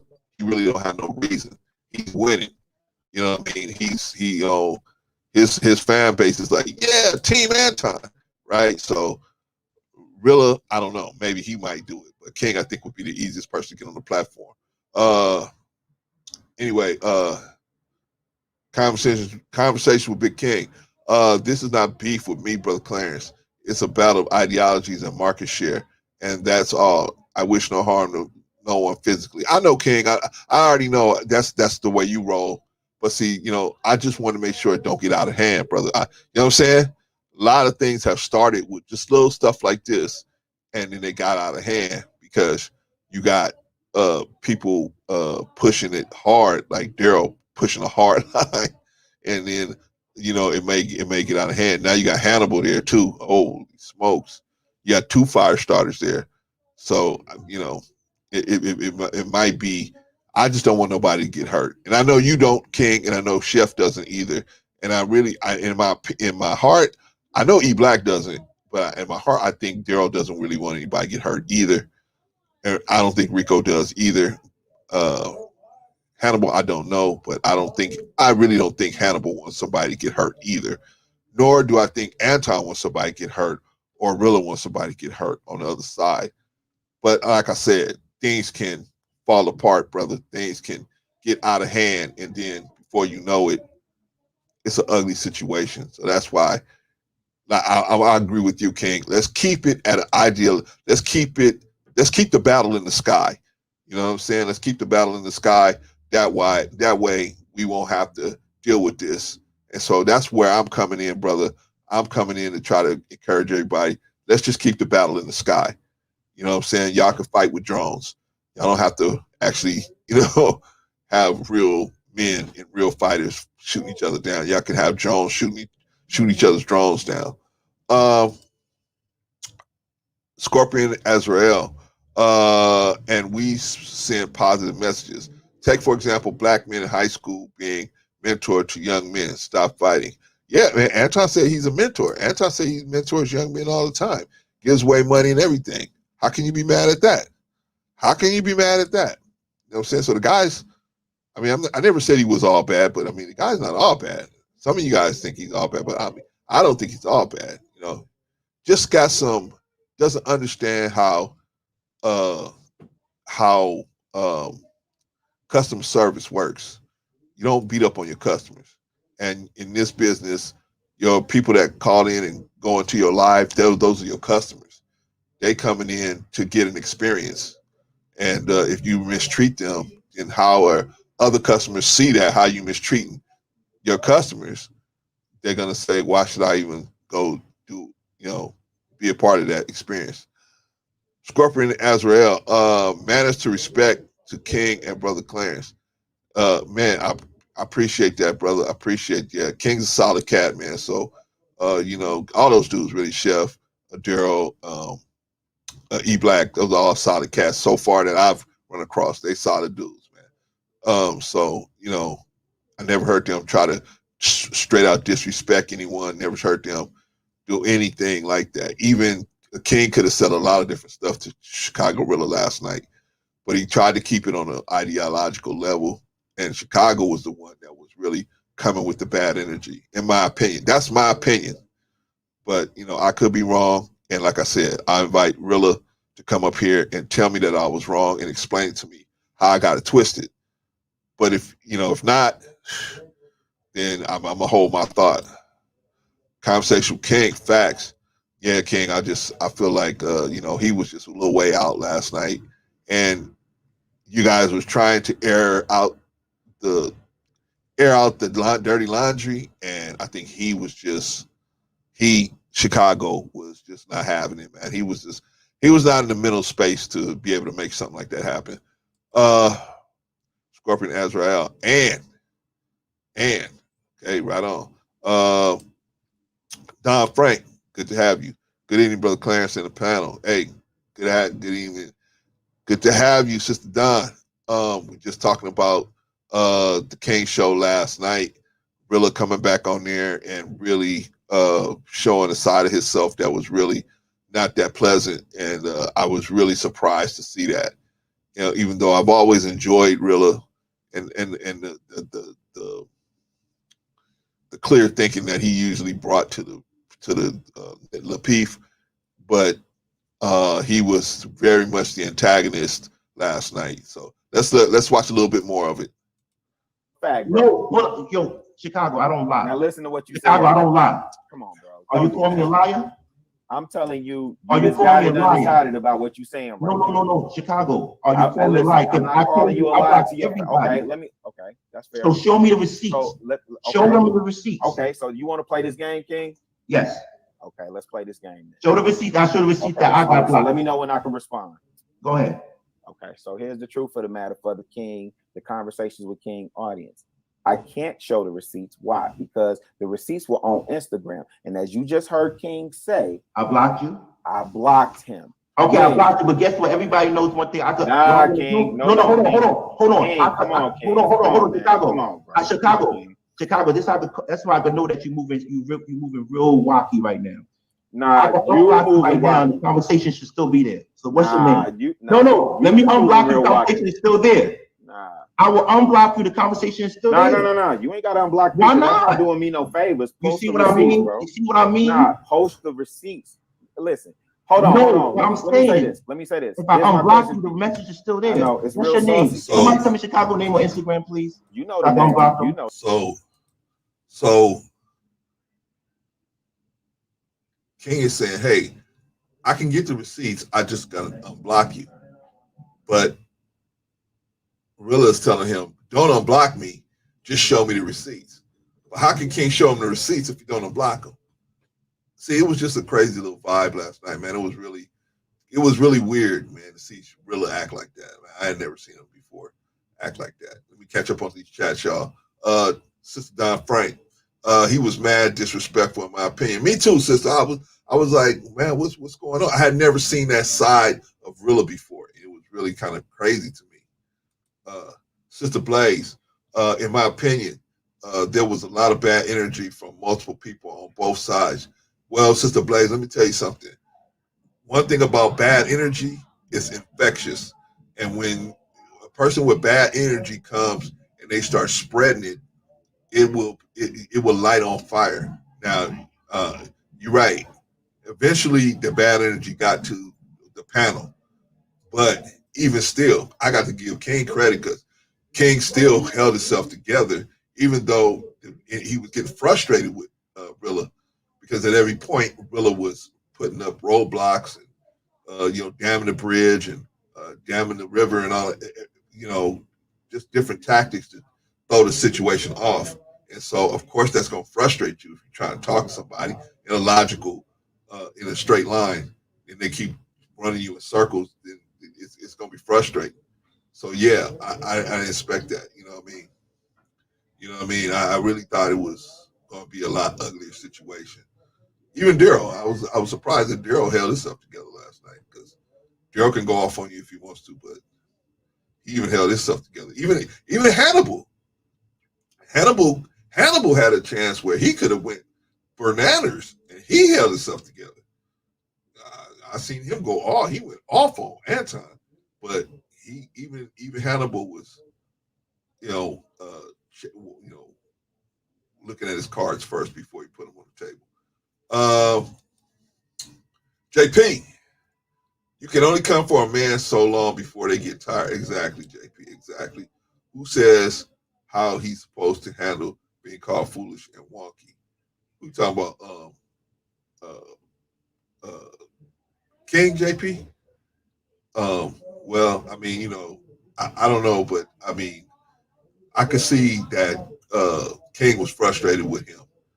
With Chicago Rilla because Chicago Rilla was not addressing the issues that they were being presented. It was always some type of issue that was being presented by Chicago Rilla to make it so that it was difficult for King to establish a straight line of thinking, and that can be frustrating for an analytical person like King. Donnie Music, glad to have you, Donnie Music. Can I see the link to the original video? I'll put it out there before we're done. I'm not gonna put it out right now, but I'll put it out before we're done. Yeah, I'll give you the link.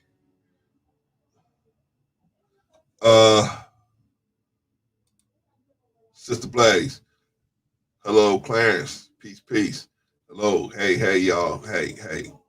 We just having a little fireside chat, talking about the situation last night between the Kings of Conversation and Chicago Rilla. Chicago Rilla checked in last night. He came on. For those of y'all that just got here, Chicago Rilla checked into the Kings. He jumped into the stream last night, and so a bunch of brothers on the panel had questions for him. Daryl had a question for him. Hannibal had questions for him, but King was the one that got his teeth the deepest into him, and so that's the exchange we're seeing now. He had a little bit with Hannibal, and even less with Daryl. Daryl didn't even get a chance with him, and then he got into it with King. And when I say got into it with King, I mean King was trying to ask him solid questions, but Rilla was just not allowing it to happen the way it should have been happening. And I don't know if Rilla wanted it to be. And Rilla, look, if you wanted to talk to him privately, you should just told King, hey man, let me talk to you privately because we got some information I don't want to share publicly. But you came into the stream to try to talk to him. I mean, and hey, everything's open if you come into the stream. Oh, the name. No, I really don't. I know you don't. Okay. What is it, Daryl? So I can unblock him. Hey, it's nothing.com.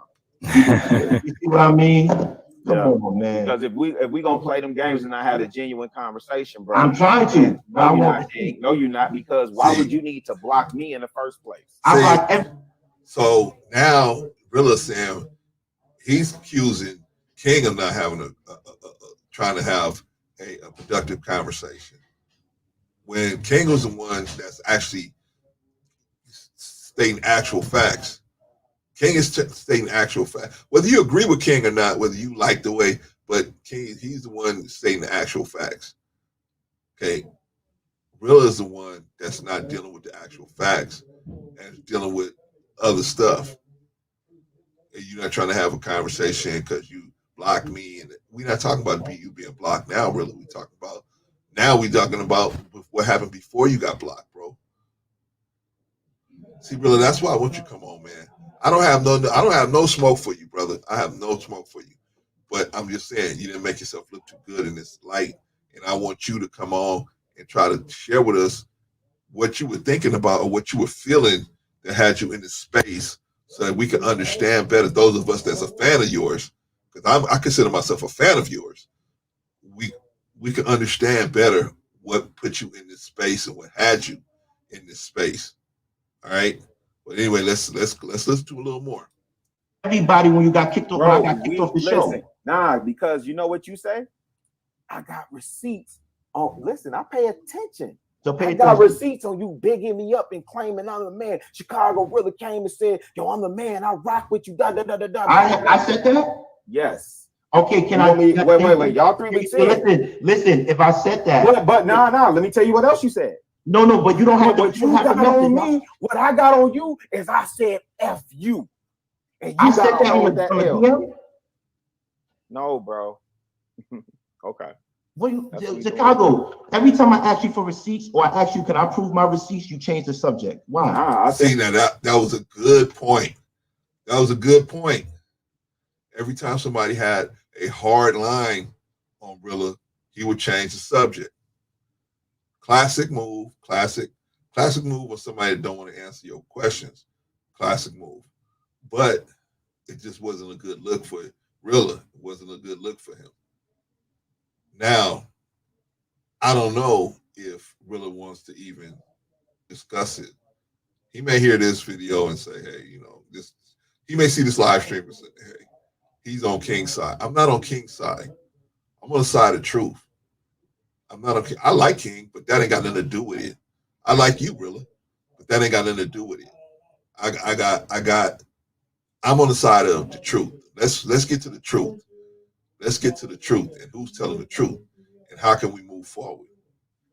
You know what I'm saying? So if you hear this and you say, "Oh, well, he's on King's side, so he ain't with me." I'm not on King's side. I'm on King's side because King is telling the truth. If King is not telling the truth, then please you let me know that King is where King is lying at. Because every time he asks you something, you keep changing the subject or you make the issue something else.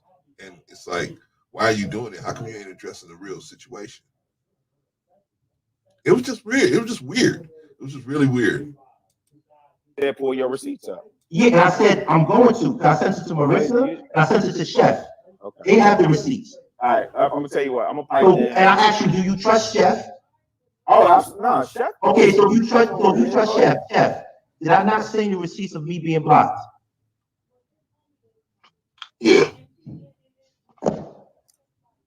King, what are you talking about, bro? Please, somebody go rewind this and see where did I contend whether he was blocked. No, you asked me for confirmation. I said I don't know what happened. And I said, why are you talking about something you don't know? I said because you've been on here talking about you. Because I know about it because I was involved in it. Cool. So going on what you said, I'm speaking on it. No, I'm talking about a situation I was a part of. Right? And I'm saying going off your word, I'm speaking on it. So guess what? Since I was a part of it, and I know what happened to me, and I want to seek my own, preach my own narrative. You can't tell me what to do. I did not. Where did I? Yeah, you're telling me. You say, because if you don't know why, what happened, you won't know why I have this rage. Who? You saying me? If you don't know what happened, bro, you don't know why I got this rage. I don't care why you have the rage. I've never denied you your rage, nor did I tell you you shouldn't have your rage. Well, you deny my truth. Ask any of your you guys. Deny my truth right now. I didn't deny your proof. I said truth. I said truth. What's the truth? You got kicked off. Okay, cool. Okay, truth. So I know I got more than kicked off. I got silenced. I don't know how you got silenced, bro. No, I got silenced on your network. Okay. And then when I got kicked off, I started my own YouTube page that minute. JR called me. It's documented because I talked about it. He called me and said, get off. We could talk about this on everything I love. And I said, okay, it's documented too. And I said, okay, I'm off. Guys, I gotta get off because JR called. Boom. I saw that. I was there. All right. I didn't know nothing about JR. I just remember you kept saying, you don't have to do this. You gotta get off. But he said, boom, I said, I gotta get off. Because I'm thinking JR was the one with common sense. He said to me, at the end of the day, Anton knew that he was wrong. He overreacted, and he was wrong about that. Okay, cool. That's your conversation. But okay, that's my conversation. I'm not lying about that. But then I'm not saying you are. You telling me who I could talk about and who I can't talk about from that network. That's a number. When did I tell you that? You say nobody should have been hey, listen, when's the last time you Chicago, you're not playing fair. You know why you're not playing fair? No, you not. No, let me tell you why you're not playing fair. No, Chicago, let me tell you why you're not playing fair. Okay, y'all. So y'all can see where it just kind of degenerated, right? Kind of just degenerated, turned into Lapeef number 2. You know what I mean? Kind of went into Lapeef number 2, where you arguing at the guest and then that's not sexy at all. Let's catch up on some of these chats. Sister Blaze, Rilla's name is often mentioned. I'm not taking either side. I'm glad Rilla finally appeared. I am too. I just thought he was going to make a better show for himself. I occasionally watch both channels, depending on the topic. I used to watch Lapeef, but I just can't. I can't get into it anymore because I know that if Anton gets going at somebody, there's nothing to stop him from really jumping on a guest, and that to me is unsexy. That's to me, but I'm an older person, so Sister Don, right? I don't think he opened up. He came in on the defensive. There you go, Sister Don. I think that's the same way. I feel like he came in and he had an agenda when he came in, and the agenda wasn't to talk it out. The agenda wasn't to try to find out where the misunderstanding happened and recorrect that and all that. The agenda was to come in guns blazing. He was going to take down everybody he could take down, in my opinion. But really, if I'm wrong, come on up here and tell me that I'm wrong. Scorpion Azrael. King always asks great questions, and some are threatened by it. Yeah, man, you know what I mean? King's a smart cat. All of the guys over there are smart, but yeah, so he was just, he was just on point. And even his brother in the middle, he was on point. He asked him a great question that never got answered, and it really stuck with me. He said, "You guys bury K. You guys bury K." But he said, "You guys, Amira, you guys don't never touch her. You let her come on, and she can say whatever she wants. You guys don't even say anything to Amira. But Kay, as soon as Kay opens her mouth, she gets buried, right? And the only person that went at Amira, we don't see her that much anymore, which is Courtney, right? Courtney dug it, with 10 toes down into Amira a couple of times, right? But the next thing you know, she's not on there as much. So, we got to just see what's going on, and we got to say to ourselves, why is that? I was hoping Rilla would answer that question, but Rilla did make a good point. He said, I'm not going to come over here and talk about issues we got over there. And that made sense. I had to give him credit for that one. Why would he talk about his business partners on this stream? He's probably not going to do something like that. So I had to give him credit for that one. Sister Don, yes, good point. Yes, she wished he would come and get to talk to you. I wish Rilla would. I'll be fair with him. All the guys that talk to me know that I'm pretty fair. You know what I mean? I don't think any of us have any chicken wings behind our back and golden hula hoops over our heads, and we just, I don't look at people like that. I look at people like they're real people, man. You know what I'm saying? And they're either coming from a good place or they're not. You know what I mean? So far, watching this video, it's clearly easy to see who's coming from where in this video. Sister Don, you are level-headed, and he may open up more. Maybe. I just try to talk to him and ask him questions. I want him to feel safe. I want everybody to feel safe that come on here. You know what I mean? I don't want him to feel like, I got this big following that's going to come on here and be, I don't have a big following. I have just my people, but they my hardcore people, my soldiers, you know what I'm saying? And they just want the truth. And my people will tell me when I'm off. I got, Sister Glenda will tell me, hey, bro, you made all these videos about black women. When you gonna make one about black men? Sister G is one of my OGs. I had to just, okay, Sister G, I'll do it.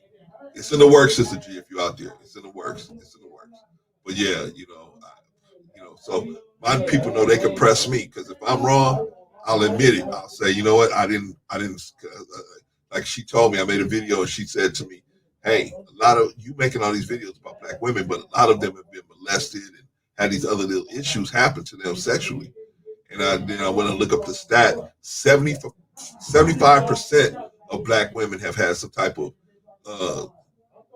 sexual misconduct situation happen to them. And I told her, I said, I didn't know that, Sister G. I didn't think about it like that.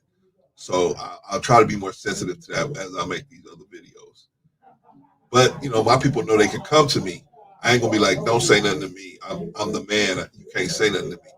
Nah, because around here, all we want is the truth. If I'm saying something that's not true, then let me know. Chef had to correct me on something one time, and I was cool with that. You know what I'm saying? Big Chef had to pull me to the side and say, hey, bro, with this information you're putting out, it may not be exactly true. You might want to go look this information up and see if that's jives. And that was, but I appreciated that but that for that kind of thing to work, two things have to work. He have to respect me enough to say, hey, I don't want to see you out there getting, putting out bad information, making a bad name for yourself. And I have to say, I respect him enough to respect his opinion. And then I have to have humble enough to be able to hear what he got to say and take it the right way. Anyway, Sister Blaze, there may be an agreement amongst LP panelists to bring energy for views. You're right. It could be, Sister Blaze. I don't condone intimidation to women nor interrupting a man talking. You know what? It should never be. If you really want to see, Daryl Long has a video that he just put out. If you really want to see how this lady was treated, go to Everything Everyday podcast right now. Well, not right now, but go when this is over, go look at that video and you see for yourself how Anton treated this sister.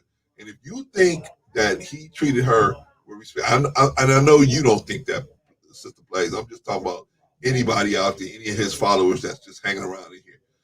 If you think that he treated that sister with respect, then you must have a screw loose. When this is over, I'll put the link to that video in the description here when we get done. Go over there and look at it for yourself. Anton totally disrespected this sister.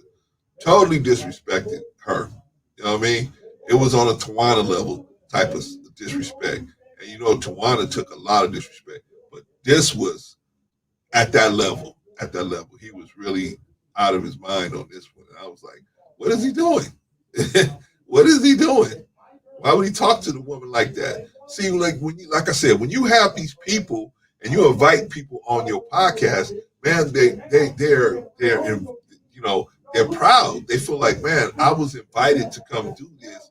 They may have their family sitting right there. They may have their children sitting right there. And you talking to them like they got a horn coming out of their head? No, that ain't gonna work. That ain't gonna work. We got to be more respectful of each other than that. And then what if you talk to, like they said, what if you talk to somebody and you catch their husband or their boyfriend at the wrong time? Or their children are sitting there saying, Daddy, why you letting that man talk to you like that? Who wants their child to ask them a question like that? See, but I don't think Anton thinks about stuff like that. I don't think so. And then the other sad part about it is, like Chef came to me and said, hey, you know what, the information you're giving out, hey, this is a rebuttal to that information. Maybe you might want to look into it before you start just talking about that again, right? But I had to be humble enough to take that from him, and he had to be strong enough to give it to me, right?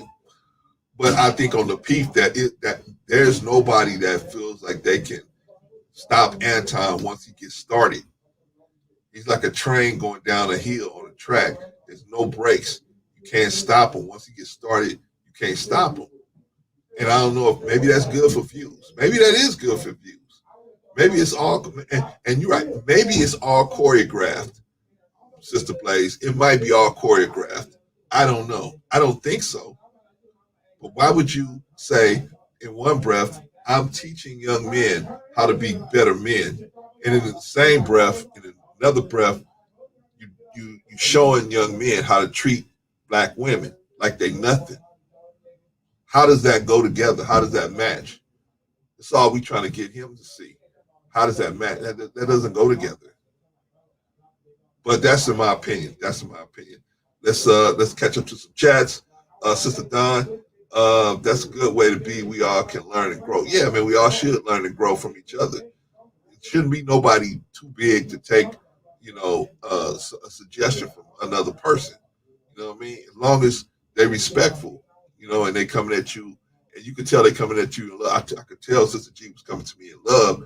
She said that I could tell Chef was coming to me in love when he said that. Daryl, when I spoke to him, he could tell I was coming to him in love, right? I wasn't. Same thing, E Black, when I brought him on. You could tell I was coming to him in love, man. I wasn't trying to jump him or nothing like that. So we just trying to, iron this thing out and show the young people, man, everything don't have to go from 1 to 100. You know what I'm saying? It don't have to be a nuclear attack every time somebody say something or do something to you. You know what I mean? Sister Blaze, Bro Clarence, you and Chef bring balance. Yeah, I started to tell Duro last night, hey man, tell Chef to get in there because Chef can bring balance too. But you know, then I realized I started realizing what Chef was doing. Chef was trying to let King, you know, do his thing because Chef know King better than me, so he knew King is a solid enough dude where he not gonna get all out of pocket and he gonna fall apart and just get all emotional. Yes, he did get frustrated, but he still was staying on point.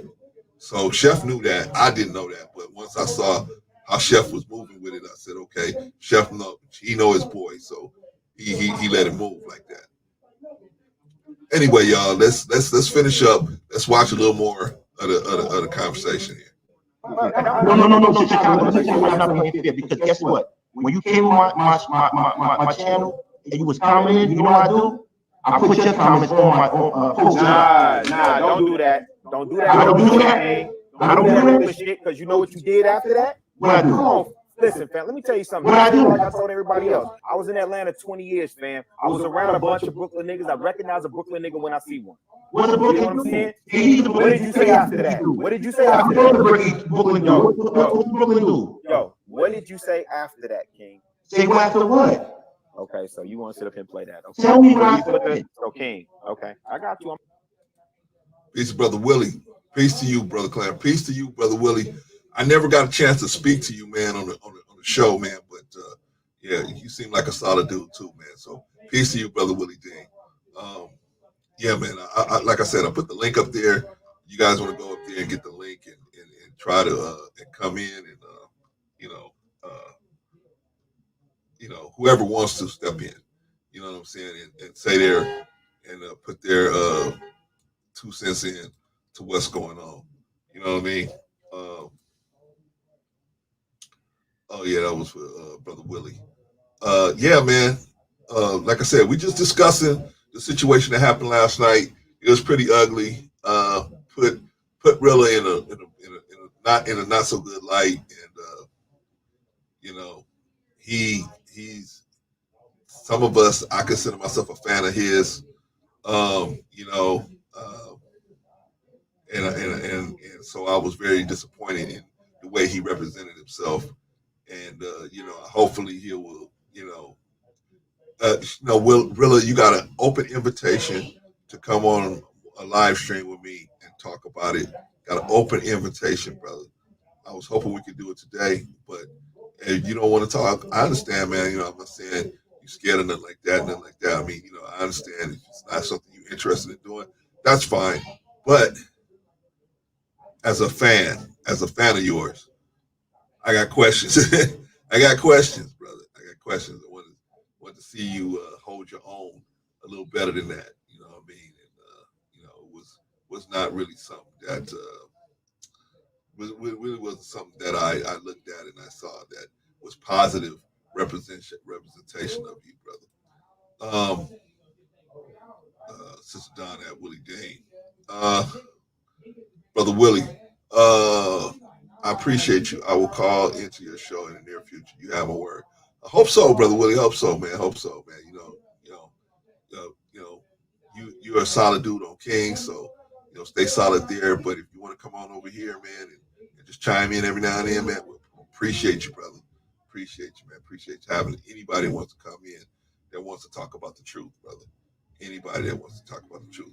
Okay, y'all. So let's go back. Let's hear, because I mean, y'all think y'all heard it. This thing went on for a while. So let's get back into it and see if Rilla kind of was able to, fix the fence here. I'm gonna play with you. I'm saying to you, you put the comment on the screen. Did I ever censor you though? You put the comment on the screen, and then what did you say? Did I ever censor you? I don't care if you censor me. This your joint, right?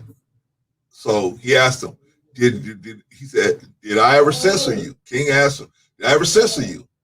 Did he answer that question? He didn't even give him an answer. What he said was, I don't care. Is that an answer to the question? See, this is the tactics, man. When you are not going to answer the question, or you're not going to have anything happen productive, that's what people would do, man. They would just sidestep everything and just keep promoting it like that, and just sidestep everything and never. So of course King was getting upset. Of course King was getting upset. I'm not gonna cry. They go to be like, oh, King that's where you get it twisted at, homie. Nah, that's where you that's where you get it twisted at. Nah. Because my whole joint is based on the fact that I don't want nobody getting censored like I did. Nah, G, nah, that's not where I get it twisted. That's where you get it. No, I don't get it twisted. Like even this conversation, right, bro. You can't have this conversation if you was beating over there. Because you gonna sit up there and say, yo, you see what I just did? You see what I just did? Even though I don't rock with the nigga, you see what I just did? Oh, yeah. I got love. Oh, yeah, I don't want your super chat. I'm in the group. I'm in your chat showing love and getting. Man, now I know that. That's why people have receipts for people like you. Let me tell you why. Yeah. Because when you came to the room, I read the live chat. You said, "Who's calling my name?" And then when you said that, I said, all respect. I don't fuck who's calling my name. Hold on. I said, I don't fuck with Lapeef show, but I got my start from them. And then you said, you still throwing some. Hold on, relax. Come on, King. Come on. Hold on. Bro. You said, I said I got my start. Then you said, yo, check this out, homie. You put, when you get monetized, I'm gonna give you a super chat. And I said, I don't want no. No, you said I want your network gone, and I said I want. You let me finish. I said I want the super chat. I want you done. Okay. Now you said you want your network. You want my. No, I said I want your network done. Cool. And I said, I want yours to succeed on its own merit. And I said, I don't care about that. I ain't hear that part. I know. I say today. I ain't see that in the chat either. And then that's why they keep receiving people like me. It's immortalized in the chat. Hold on, Chicago. Then you went up to say, yo, you taking talent from us, do your own thing. Did you not say that? Nah, we need to pull that up and be specific with what I said. So what did you say, brother? Because I'm not doing that. I specifically said, yo, bro. Listen, let me tell you something. I told your guys, and I tell anybody else that I've been talking to, you talented, G.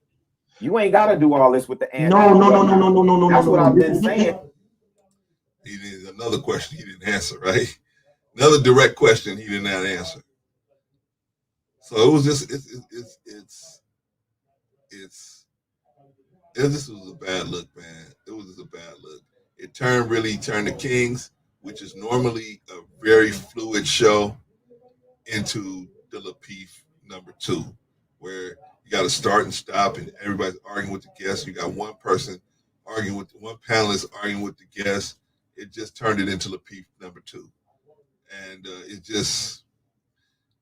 And when I say arguing, what I mean is, debate is good, challenging each other is good, but when the interruptions and there's no respect and the person's too emotional to let you finish setting up a construct, then it's how is anything going to get accomplished? How is anything going to get accomplished? It's not, and I don't think it is when it's like that. And it sure didn't happen last night. Oh, but it gets better. This is what you have to understand. Okay, well, listen. If you want to go that route, hold on. If you want to go that route, then let's be screaming. Okay, I hear you, but let's be 1000% clear. Like this ain't a rest haven, or a bedrock, or a foundation for anybody that got an axe to grind against Anton or JR, or if you don't like the way Chicago really moved. So tell me, what was the purpose of Tawana coming up on the platform? Okay. Now, this is another thing. So why would King or any of the guys on that platform discuss, if Rilla won't discuss what's going on Lapeef, why would they discuss a business move they made on Conversation with Kings with him right there? Why would they have to discuss that with him? See, it wasn't an even playing field, because Rilla was expecting them to do stuff that he wouldn't do. And I think Rilla looked at it like, well, we're Lapeef. We don't have to tell you nothing, but you guys got this little piece of nothing here. So y'all need to be you can tell me what's going on with you behind the scenes with you guys. And I feel like that wasn't right. That was just way out of pocket. He asked you something about the Lapeef Network. You felt like, hey, I'm not going to talk to you about the Lapeef Network over here. I'm not going to tell you what we're doing over there. Well, then how can you ask him why he had Tawana on the show and what the purpose was for having Tawana on the show? And how come he can't have Tawana on the show? Why not? And why do they got to ask you who they can have on their show? It's 4 grown men. They can have whoever they want to have on their show. They can have Biden or Bush on there, or Biden or Trump on there, whoever. They ain't got to ask nobody. They ain't got to check it with nobody and ask who they want to have on their show. They want to have somebody on their show. They have somebody on their show. They ain't got to ask you if they got to have Hannibal on their show. They ain't got to ask you if they got to have Tawana on their show, JB, Freezy, any of those dudes. What's that other brother? B9, any of those guys on the show. I just thought that was weird, man. I just thought that was weird. Let's finish up, man, because I'm telling you, it gets better. She came up. I didn't invite her. But she don't know nothing about y'all. Wait, hold on. I actually invited her. Okay, so what I asked, Chicago. I asked what was the purpose of her Chicago. First of all, when Tawana came up, I didn't know she was coming up, and she came up. That's fair. And she hold on. I'm not seeking them. I don't even know Tawana. She came up, and then Darrell just told you right now he invited her. King. So what's your argument now? King, King. You are highly educated, brother. But what's your argument now? Ivy League. Did you not hear what I stood up for you? I know she did. Not talk to her earlier. I talked to her earlier. Okay. And thank you for. Okay, y'all. So let's do this. Let me get to the point where Tawana was on there. Let me get to the point where Tawana was there. Because Hannibal eventually dropped off waiting for his time to attack. And Tawana actually came up. Okay, so here's where Tawana actually comes on. All right. To your family and to your other brethren that's up here, has that network been in your name, in your mouth for the last 3 weeks that y'all been on? Okay, this is where I think you're insulting my intelligence. Do you know what passive aggressive is? Yeah, you throwing subs. Yeah. No, I'm not. I'm saying, do you know what passive aggressive is? I just said passive aggressive means you throwing subs. You're not addressing it directly. Okay, so then tell me what's the passive aggressive from the network. So when you say I'm talking about the 4 horsemen, who you talking about? When you say I'm not, thank you. No, hold on. When you say, let's get to that. We don't get spicy up here. Who you talking about? Oh yeah, let's talk about it. Let's talk about it after we finish doing the show and bring the guests in and allow everybody else to speak. What's going on? I'm gonna let y'all have it, man. Hey y'all. What did I walk into? Nothing. We didn't do nothing. We cool. We didn't do nothing. Everything cool. Hello, gentlemen. How are you? Welcome, keep seeing you in different places. What's up, Tawana? What's good? You know, how the princess doing? How the princess? I've been moving around. I've been moving around in this space, trying to find me a space down here. And just to be clear, I invited Tawana on originally not to talk about disgruntled Lapeef stuff. Actually, she told me she didn't want to talk about that stuff. We talked about that stuff more in private. I invited her up here because I also support Mr. CYP, Claim Your Purpose, and she's a part of their network as well, which was the main motive for inviting her up here. And they threatened me, but I let it slide because I love you, Tawana. They said Tawana is our Shanti. You better not come for her. and they sent me that message, and I laughed. I'm like, man, he don't want to. I'm cool. I love Tawana. You see, I let it slide because, but you know what? CYP gets it. If you mess with Tawana, you mess with us. Death by association. Why doesn't everybody get that though? That's why I kind of mess with Mr. CYP because he He got my back. He support me no matter what. He got your back, and I understand that. Yeah. I understand it. So he said, even though I'm not even on you, it clear he didn't watch the stream. Yeah. All love, but he came at me and said, "That's our Ashanti. Don't come at her. You come at her." I'm like, "You bugging?" But we love Kawhi. I don't know him. I don't want to know him. But we would never come at you. But he understands the rules. If you mess with one of us, everybody on your side gets touched. Right. I don't know the history of the Midwest, but I've been around a lot of Detroit and Chicago players. And Detroit and Chicago have a weird history. Detroit and Pontiac don't get along, but Detroit and Chicago got little issues too. So when someone has a Detroit person dragging them. Okay, so all of us, we pretty much know who Tawana is. For those of y'all that don't know who Tawana is, Tawana was on the Lapeef Network before even Chicago Rilla was on there, and she was K number one. You know, every time she spoke, Anton came down on her with both feet, just about, and eventually led up to a point where her and her husband got into a big argument with Anton, and she eventually left the broadcast. But I'm gonna let you tell. She's gonna tell the story. I'm gonna let her tell it.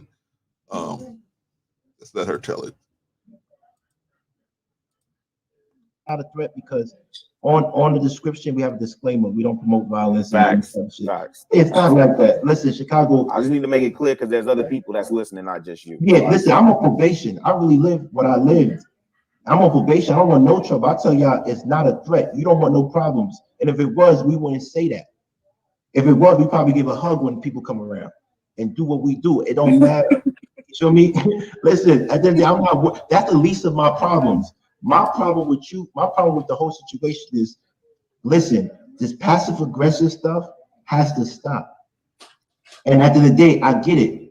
If we only have 680 plus subscribers, you should not really be worried about us. Even if I said your name, you know, there's an old African quote that goes, "Giants don't step on midget shit." If we're so small, why are you worried about me? But here's the thing: who told you that? No. See, that's how you look at it, right? That's how you look at it. So let me ask you a question. So let me ask you. So your analytics is good. It's been good lately. Wait. Listen, I have no idea, bro. I don't. No, I'm asking you a question. I don't know. When you talk about marketing, has your analytics been good? I don't know. I don't look at the analytics. Are you allowed to? The analytics. I don't look at the analytics. And listen, let me be clear. Let me be honest with you, bro. I would never get on your platform and discuss inner workings of the house like that. You just asked me about mine. And you just spilled it. And I told you if you want to see it. Cool. And then you asked Chef, who's a marketing genius, about it, and he was going to tell you. I didn't ask Chef about that. I presented a premise. Okay. Okay. So y'all see all of the semantics that was going on with it. But I'm gonna speed it up to where Tawana was actually getting talked to.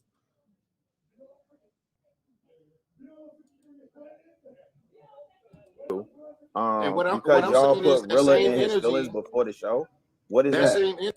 So what happens is, for you to still be around, and for the sake of loyalty to your man Lapeef, but still allow that cancer to be there, that malignant cancer, then you are affected too. Absolutely not. And so my thing is, I'm going to erase that. Then do what you gotta do, bro. Then do what you gotta do. And it's not gonna happen. Listen, it's not like it's not like a coordinated effort to say I'm trying to embarrass y'all, put secrets out there. It's more like, yo, this is what we doing. If you come over here, you could come over here, but this is my story. And I have to tell the story over and over again because we're getting new followers every day. All right, cool. That's it. Well, I don't continue telling your story, brother. I want y'all not to protect Kay because I feel like she does need. People need to talk about how. You almost ruined your marriage, Tawana. He tried to ruin your marriage. That's not funny. Rilla, how do you feel about Tawana feeling like she wasn't? That's not funny. There? It's not funny. Hold on, wait. Hold on, T, real quick. Let me, and I want to answer your question directly, Daryl. Tawana, Is there a situation with you and I? Meaning? Like, is there smoke? Is there beef? Is there animosity? Oh no, yeah, me and you don't have beef or animosity. Okay. Dude called into the show one day, and I wasn't even officially on the panel then. I don't think. No, you was just calling in at that time. And he called Tawana out her name. Right. And I bombed, and I was hoping he was in the Facebook group. See, that's what I'm saying with Casby. Like, it's easy to pick and point and say, "Oh, well, you didn't do it this time, but then here's this time." See, but all the times that Anton did now Tawana did say that most of the times that things happen, Chicago wasn't even on the panel yet. But Chicago's been there when he dumped on Kay, and he might have said something here or there, but not really pulling Anton back. He'll pull the guests off of each other, but Anton, that's the problem that we have is Anton. Now I don't have no more problem with the Lapeef situation because, like I said, it's not for me to see Anton stepping on a guest like that. That ain't for me. I'm not, but some people like that. They want to see, I'm a billionaire and I get to step on you. Maybe they do, but I don't. I prefer not to watch something like that. So that's me. Anyway, let's let Tawana tell her story. See, what y'all don't do is say, "Oh man, but Rilla, I will say when you did do." So I can't. That's not really answering my question. Listen. She just said that she was in an environment that you failed to there keep before I even got there, bro. I was still learning their dynamic and trying to figure out the original four. But by the time Tawana's the original four. I was surprised when she came on our show. I said, Tawana, without you, Lapeef, Nix, and Anton, there wouldn't be a me. I said that to her. I said she's the original. I said that. Hey, listen, and I don't want to do these whole little. Listen, respectfully, I don't want to do these whole gotcha questions. I've had my conversations with Tawana, behind the scenes, where I have had to make amends with her on certain things. I have, and other things, and we cool. So if I'm cool with her, that's what I'm concerned with. Now, you as gentlemen, and you growing the garden, and you protecting the flowers. That's what y'all should really focus on and keep doing. But it's not. Everybody, hold on for a second. You can't say, really with all due respect, you can't say, well, I defended her on one call, but she just sat up here and said that while you was there, my guy, a fucking environment was created where she wasn't safe. She said the entire time she was on the network, that's how she felt, and that was her experience. So I'm asking you, trying to why didn't I do? And what I'm pinning back to you is, bro, what the real concern should be. And if you're really concerned about Tawana, then let's not paint Tawana as a victim. Let's uplift Tawana. Let's celebrate Tawana. Let's put Tawana in a position I'm not doing none of that, bro. I'm asking you, why does like it, bro? Hold on, King, because this, with all due respect, this me real quick for a second. Tawana, this is my problem, right? Is black women coming to spaces where they say they was like in an environment where other men was disrespecting them, and you still not addressing the men that made that shit possible.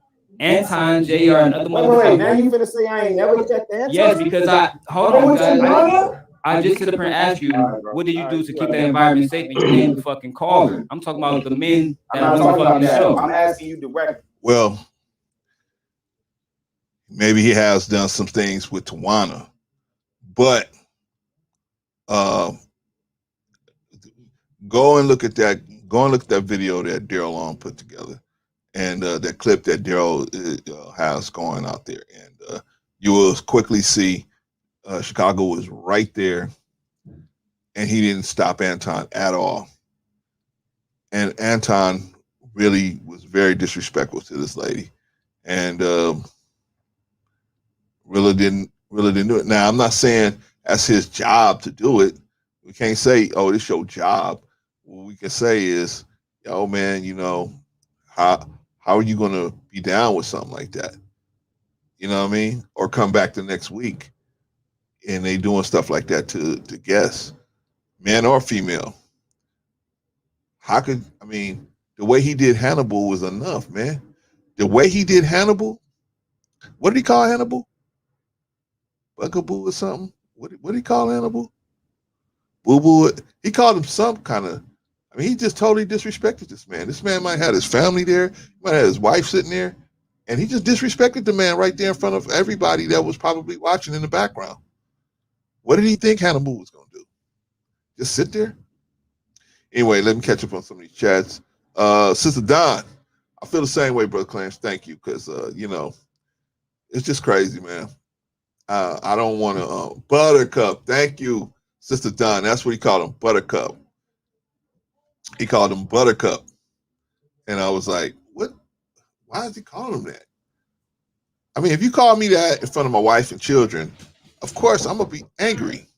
But let's get back to the situation, y'all. You've never seen me address Anton over Tawana. No. Okay, cool. And I believe if that was the case, then she wouldn't be up here saying what she's saying now, because nobody. I definitely stepped We in. can ask her. Let me say this, okay? Because Rilla, I was on the show almost a year before Rilla became part of the show. He was really on there a month or so when I was on there, So was Rilla intricate in the way I was treated? I doubt very seriously that he didn't play any part in that. I'm telling you that before Rilla came on, there was conversations that were talked about outside of the Lapeef show, because it's not like I just came on the show and just went off on Anton. Like, there was multiple conversations about, hey y'all, like, I don't like this. Don't talk to me like that on the show. Don't do this. Like, we all talked about it. There was a conversation multiple times, and I think where's Courtney? That gets lost. Like, and Courtney was brought on the show to be a villain, to attack me. Right? Like, that was part of it, right? They wanted two Black women to go at it, and they wanted a Black woman who thought totally different from me, and they wanted us to fight, right? Because it helps their show. So, I mean, they did things without, like, Rilla had no part in what was done. So I don't want y'all to blame Rilla, because I'm just saying that, JR is the content creator. I think a lot of y'all miss that. And y'all be like, oh, JR's so cool. And he this person. Yes, but this is his show. Like, this is what he wants to be done. He comes up with the topics. He creates the content. He's the person who is behind the entire, production. So we put a lot of blame on Anton, but it ain't Anton's show. It's JR's show. I know y'all don't think that, because Anton's got a big mouth and he's so vocal, but that's not the truth. And I was part of the show, so I know what happens behind the scene. So all right, y'all heard Tawana for herself. So let me catch up on the chat, y'all. Sister Blaze, I felt quite embarrassed regarding how Anton disrespected Kayla. That's her name. That's the sister's name, Kayla. No one came to her rescue, not at all. Go look at that video that Daryl Long put up there. You will see Chicago Rilla is sitting right there.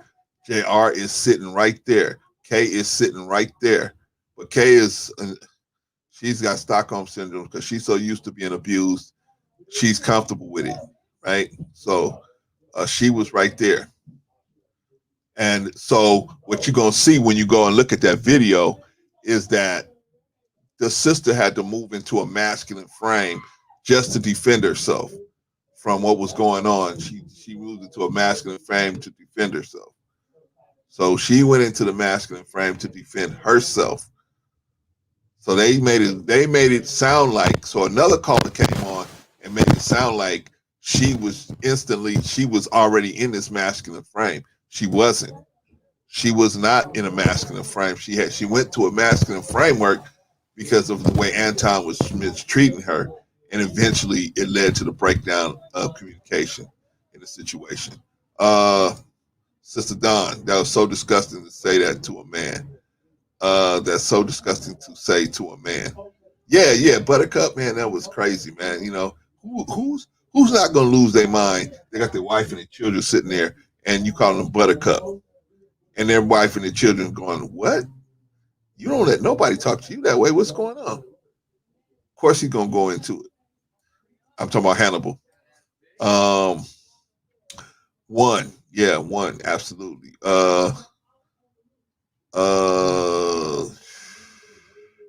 Let's see. Let's go.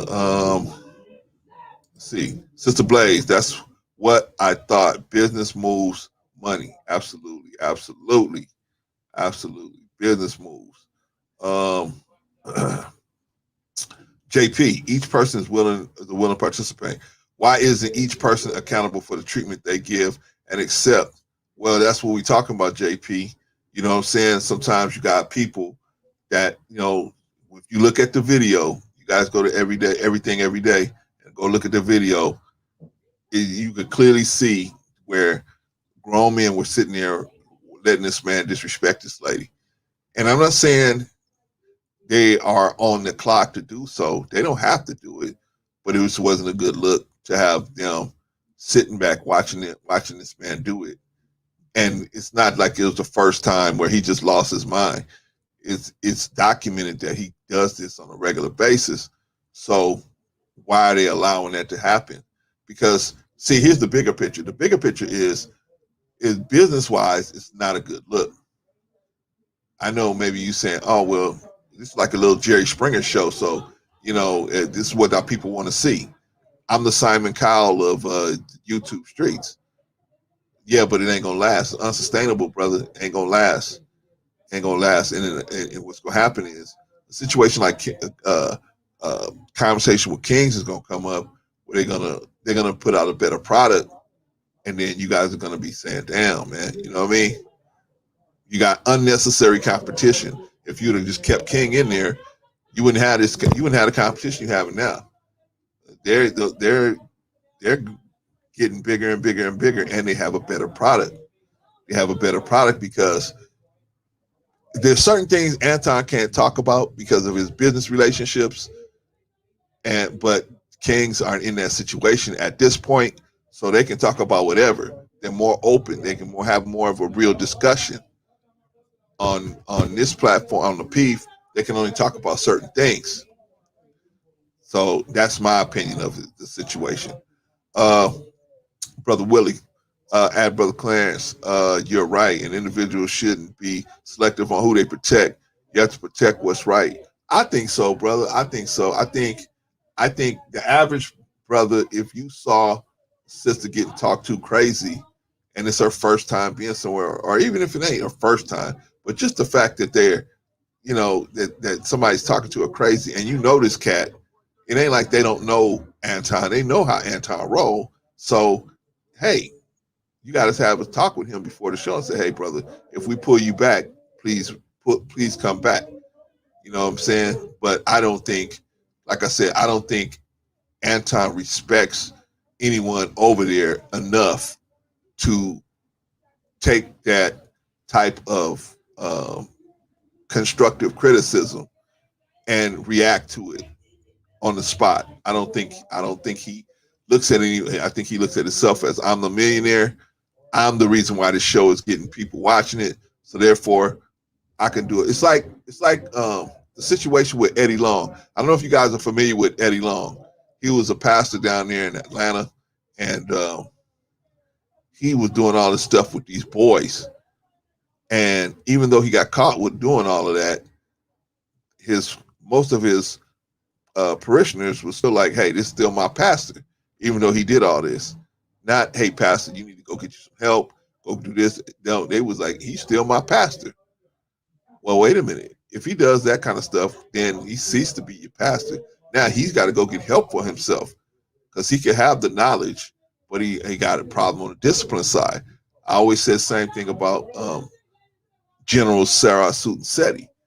He's got the knowledge. The guy is brilliant, but the discipline side is the problem that he's having. So if you got a problem on the discipline side, it's going to eventually lead over into your knowledge. Anyway, appreciate you, Brother Willie.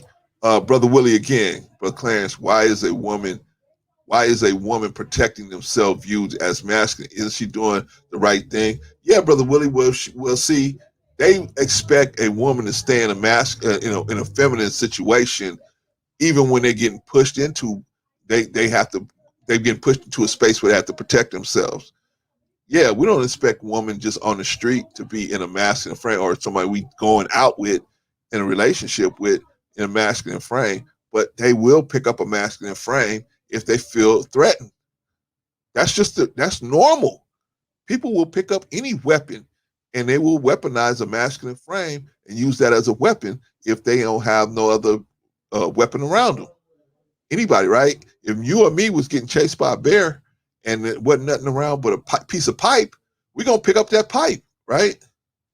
Even though pipe ain't for beating up bears, pipe is for moving water from one place to another, right?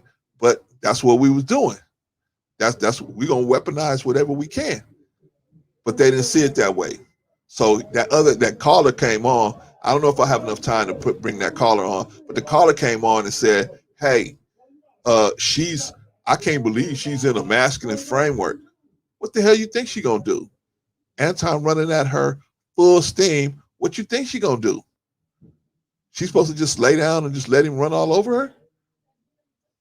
Yeah, I see this. I see it the same way, Brother Willie. That's the way I looked at it. I just see how people work, but they looked at it like, oh, she's in a masculine framework. There's something wrong with her. She wouldn't have been in that masculine framework if she wasn't getting disrespected. And that's something that Anton has to deal with, and that's something that Rilla and JR got to deal with. They need to huddle up and do whatever and say, hey, we need to have a safe word, something, something you could say to Anton to snap him out of it so he could be more hospitable to the guests. Because you keep beating up your guests, people are going to stop coming on their show at all. And then people are going to be like me that really like the show that's going to stop watching it because it's just unbearable. Anyway, moving on. Thank you, Brother Willie. Sister Blaze, I don't condone their antics toward belittling the guests. Yeah, man, it makes it hard to watch. It makes the people hard to watch. And I tried to tell Anton that. See, well, a lot of times, I got an Anton. I sent him an email behind the scenes. I said, hey, brother, you can do better than that. You're attacking the guest when he totally went off on Hannibal. I said that display was actually out of order, way out of order. I said, brother, you can do better than that. I know you can. You're smarter than that. I didn't want to do it publicly because I was like, well, maybe I caught him on a bad night and maybe he just did it. So when Anton talked to me, he said, hey, bro, there was a lot going on behind the scenes you didn't know about. I said, okay. So I let that one go, right? I let it go. No problem. I had already made a video about it. And so, but I let that one go. I didn't go back into it. I had a couple more videos set up, ready to go. I didn't release them. I said, okay. He said that, it was the situation. I said, okay. But now I see it's a consistent thing. And I'm like, nah, that's not. It's pretty consistent how he's doing it. Anyway, Sister Don, yes. Sister Don, again, I remember that. You remember that, Sister Don? It was an ugly situation. Ugly situation. Sister Blaze, I too recall the Eddie Long situation. Oh man. But the ugliest part of it was that his parishioners, his followers, most of them were still with the business. They were still with him. And I mean, when I say with him, I mean like nothing ever happened. They wasn't like, okay, Pastor, we love you, but your teaching days are over. You got to get that discipline situation right. You got to get that discipline dealt with, right? And then once you get that dealt with, then you can come back, right? Like Fred Price Jr. I had a situation. I had to get that straight. Now I'm ready. And Fred Price came back on fire. Fred Price Jr. came back on fire, right? You gotta get that discipline situation together, man, because you're gonna get tempted. Yeah, but the Eddie Long situation was very ugly. Very ugly. But like I said, the ugliest thing about it was his people just stuck with him. That's how I feel about Anton's people. They just gonna stick with him no matter how he treats a guest, no matter how he treat any of his people. They just gonna roll with the program. And if I'm wrong, hey, Anton know how to get in touch with me. Now I think he really might know how to get in touch with me. They know where I'm at. I got a little following, so I ain't no big threat to them. They can come on here and discuss it with me. Ain't got no problem with it. Sister Don, yes, she had no choice. Yeah, she had no choice. I mean, to protect herself, she had to pick up whatever weapon she could use, and the masculine frame was the best weapon she could use at the time. So she picked it up and she put it on. That way, you ain't gonna hurt. She wasn't gonna get hurt. A lot of our women, they know how to use a masculine frame to stay safe, and if that's what they got to use, they'll use it.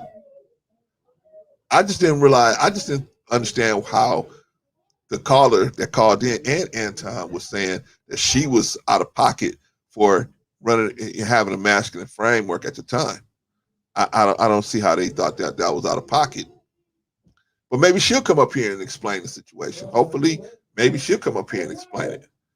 I'm not trying to make Lapeef look bad. I just want to know the truth. What's going on? If the people feel comfortable talking about it. Anyway, yes, they were. Sister Don, yeah.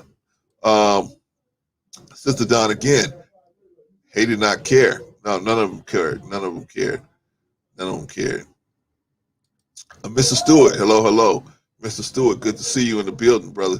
Good to see you. We just discussing the King's Conversation versus Lapeef, trying to figure out what's going on and how and if there's a way that we can get the track back on the train, back on the tracks.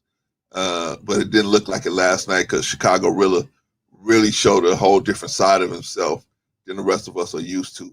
So let's listen a little bit more of Tawana explaining her time on Lapeef. I just don't want us to put so much blame on Rilla, like Rilla have any control over. Yes, he does have control over what he decides to participate in, and he knows how I feel about him participating on the show. But that is his choice, right? That's a fact. That's a fact. But do he have any control over what the topics are and how the show's gonna go and the direction of the show and this, that, and the third? No, that's JR. Right. That ain't even What I'm saying answer. is, it's like you just go to your mans and say, "Hey, bro, disrespecting her not part of the show. And if it is, I'm out this bitch, and I'm out to expose y'all too." Right. Yes, That's what I'm saying. Yeah, I hear you. I hear hear the what whole you- exposure thing, but I'm bugging because you're literally sitting here saying like you didn't see the episode where Anton was out of frame and I checked him over to Yeah, he did. He checked. Listen, I'm not saying you didn't check him. I never said that. Well, because what I keep hearing is for who? Not for in me. this space. I know, bro. I know. I'm not talking. Well, Okay, so I'm not talking about you. Oh, okay. What I keep hearing in this space is Okay, so yeah, you may have checked him here or there, but he should be getting checked every time he goes out of pocket on any of the guests, man or woman, but especially the women. Especially the women. He should be get you should be going in on him and saying, Anton, come on, man, pull back. You should be doing that on every time. Otherwise, brother, what's gonna happen is I keep telling y'all, man, Anton is going to do this to the wrong person, man. And it's just gonna be an ugly situation. And or people like myself that really enjoy the product they had are gonna just say, you know what, it's not worth watching no more. Because that's where I'm at right now. I don't watch it no more. So I mean, and I liked it. But it just got to the point where it's almost unwatchable. Sister Blaze, Don Frank, how do men expect us women to respond to disrespect from men? Yeah, how do we expect? What do we expect? I'm gonna tell you what we expect, Sister Blaze. We expect you to sit there and fold up like a little card table and just take it. Maybe his wife will take that. So maybe he expects every woman to do that. But see, he don't realize, man, people, you can talk yourself into a corner. You can put yourself in a really a bad situation. You can really put yourself in a bad situation. What I should do, what I would do, is I would definitely treat my guests with respect. You can ask E Black, you can ask Daryl, you can ask Anton. Even Anton's been on my show. You can ask any of these guys, have I ever disrespected any of them? No. And I don't have no money. I'm not making no money off of this. I ain't making no money. I haven't disrespected none of them because it's not because I got money on the line, but he got money on the line. He got money on the line. They have money on the line. You got business partners. I would think as a business partner, you would go to your business partner and say, hey, bro, you're affecting our money. You're affecting our money. If you keep on at this rate, this product is going to be, see, that's what I knew this was going to happen to Lapeef. That's why I tried to tell him about this way before even King came on the show. I said, man, you're going to set yourself up for somebody's going to make a better product. And then all you're going to do is sell their product. It was like when I used to be in a real estate game and they used to tell, we used to tell the customers, don't overprice your house. But the customers, they would always overprice their house. They wanted, because they want an extra $40,000, even though it don't comp out to that, they want an extra $40,000. So they just add an extra $40,000 onto the house. We used to tell them, I said, man, if you ask for $240,000 and everybody else with a similar house is asked for $200,000, all you're gonna do is sell their house, because people gonna come over here and say, you like this for $240,000? Let me take you to a real deal over here for $200,000. It's the same house. Well, that's what they're doing at Lapeef, man. Lapeef, they have a product over there that's all right. It was pretty good, but now you got the King's Conversation and other people that have a better product. And eventually the better product is going to win out. And it's like, what are you doing? Is that your goal, to bury your business? But I guess Anton has other business interests, so it's no big deal to him. I guess he can kill Lapeef Network, and it's no big deal to him. Right? I guess, I don't know. I would want my business partner to act like he got some sense, though. Let's see. Sister Don, exactly. Sometimes we have to get that masculine energy. Yeah, I mean, they pushed her into it. I mean, it wasn't no, she didn't have a chance. She was just trying to defend herself. Like any animal you push into a corner, they're going to attack you coming out. And so same thing with her. She just was pushed into a corner. She had nothing else to defend herself with.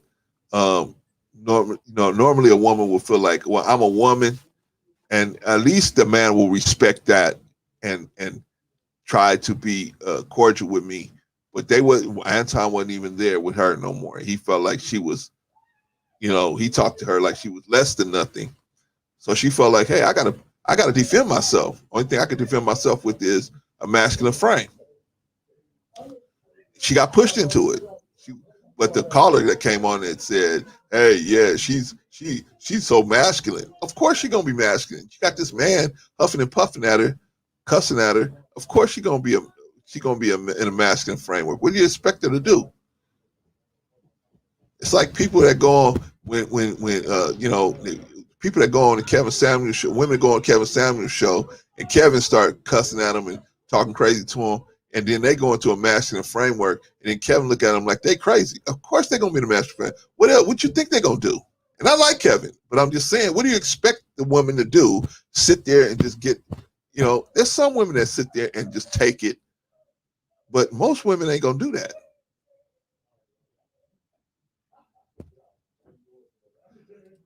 They're on everyday podcast. LOL. Facts. Sister Blaze. I'm feminine, but such energy is unacceptable. I will remove myself because I can. That was another option she had, Sister Blaze. But I think she got so insulted that her mentally, it's like let's use the Kevin Samuels example again. A lot of them get so triggered, they're so out of their mind, they forget that I could just hang up. It's like you see a Daffy Duck cartoon, right? And you see Daffy Duck on top of the roof and he gets pushed off. And you be like, you're a duck, you could fly. But he hits the ground, right? Because he's so emotional that he forgot he was a duck. You're a duck, you could fly. But you know what I'm saying? It's like these people, these women get so emotional that they can't see the reality of the situation no more. She could have just hung up, but I guess she felt like, I got my people here. I ain't gonna let you disrespect me in front of my people. Who knows who was listening to? Who knows who was sitting right next to her? Who knows? You know, and that's what Anton got to start understanding and thinking about, because you're gonna say this to the wrong person, and they're gonna come see you. I'm from Los Angeles, man. These people will come and see you. They'll get on a plane and come and see you. I don't know about, you know, and I know Cassie Detroit will come and see you. So I don't know why Anton's doing stuff like that. He's from the D, so you know, man. People will come and see you. The women will come and see you. Everything every day. Brother Darrell tried to save Lapeef, and they didn't listen because they considered him a struggle streamer. That's what Anton says about people. Yeah, I know, brother. You know, and I know he said that about me, probably. You know, but it's cool, man. You know, I tried to save it too, brother. Before I got in between you and him, it was just me and Anton. We was going back and forth, and I was telling him, brother, you got a good product. Don't mess it up by you know, continuing this behavior. And you know, I never got a response on that end, but he actually came on the live, and you know, I never got around to asking him about that at that time. But I told him in the email, you got a good product, you're gonna mess it up. What you doing? You know what I mean? And I saw him back off for a little while, but now he's back on it. So it's just an ugly situation, man. But the only thing you can do, man, is just give the word. Either people go, it's like saying, you know, hey, a hurricane is coming. Either people gonna be smart enough to leave, or they're gonna stay there and double down, and they get caught up in it. Let's see. I appreciate all y'all comments, man. Appreciate y'all. Sister Don Frank, I understand that, Blaze. Let's see.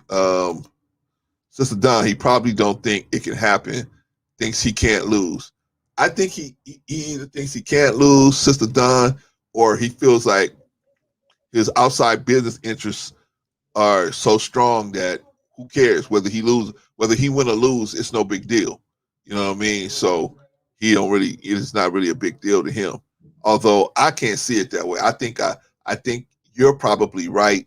He probably doesn't think he probably thinks he can't lose. Right?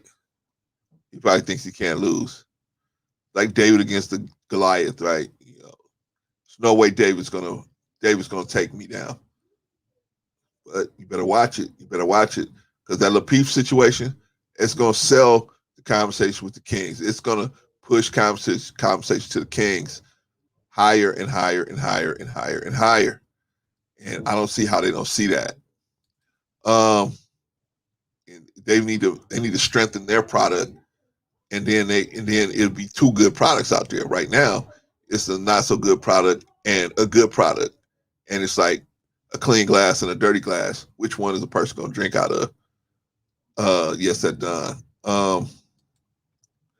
But Daryl, everything every day. That caller was dusty. I don't know, man. I ain't gonna say that, Daryl. I don't know. He was his opinions was dusty. Absolutely, his opinions was dusty. And the whole part, and you know what was really dusty about it? He was really trying to get at Kay. And Kay was kind of like offended that he even thought of her in a romantic way, right? But he was trying to get at Kay.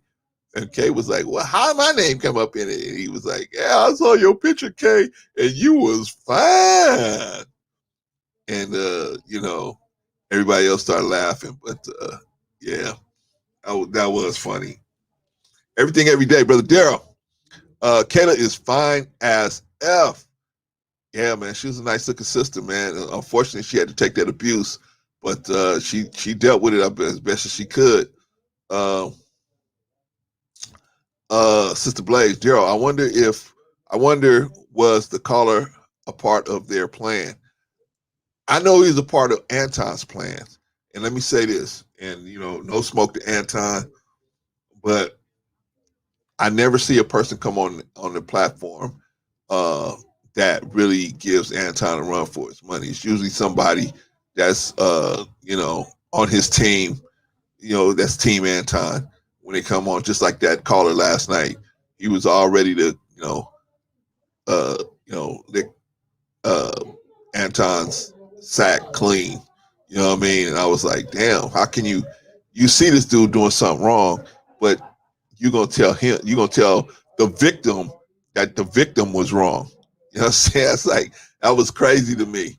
You know what I'm saying? He came on and he told the victim, hey, victim, you was wrong for trying to protect yourself. You out of your mind trying to protect yourself from this violator here.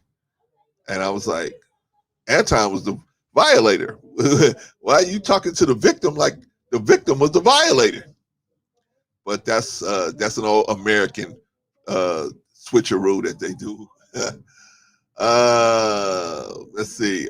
Everything every day, but Daryl, he wanted to be a bully. Yeah, unfortunately. And that's how I had told him, man. I said, you bullying the people, but he said, well, he never answered that question. So he never really got into it about that. Brother Daryl, everything every day, until a real bully showed up. Nah, he ain't really, see, that's the thing, man. He ain't really had nobody on there really go into it. I think the most that they had was either Hannibal or King on the broadcast that actually was pushing back at him hard. I think he ain't really had nobody. And then he's from Detroit, so he should know better than to be doing stuff like this. But I don't get it. I don't get it at all. But somebody's coming. Somebody's coming up there that's gonna really air that place out. So I hope. I'm trying to get him to change his ways before that happens. Because I don't want nothing to happen to none of them. I don't want nothing to happen. I know most of you guys don't want nothing to happen to none of them either. But it is what it is. Mr. Stewart, why were you two beefing, Clarence? Who? Oh, me and Anton? We wasn't beefing. The thing that got started with me and Anton, real quick, and they had a guy on there named Hannibal. And I saw how Anton was calling him like Blaze, like Sister Blaze or Sister Blaze, Sister Dawn. One of them said that they were calling him Buttercup. So Anton kept calling the guy Buttercup. And so when I did talk to Anton, I said, "Hey, why were you doing that?" And he said, "Well, it was stuff going on behind the scenes that you didn't know about. You didn't see this and that X Y Z, but I wasn't never beefing with nobody. I wasn't beefing with Anton. I was just saying, hey, man, as an analyst, I was looking at the product and saying, you got a good product here on Lapeef. If you stop badgering and belittling the guests, you'll be able to, your product will be better, and then people will be able to watch. It'll be more watchable. Because when you see Anton going back and forth with one of the guests, cussing and hollering and screaming at him, then it's unwatchable. It's not watchable. And I got enough stress at work.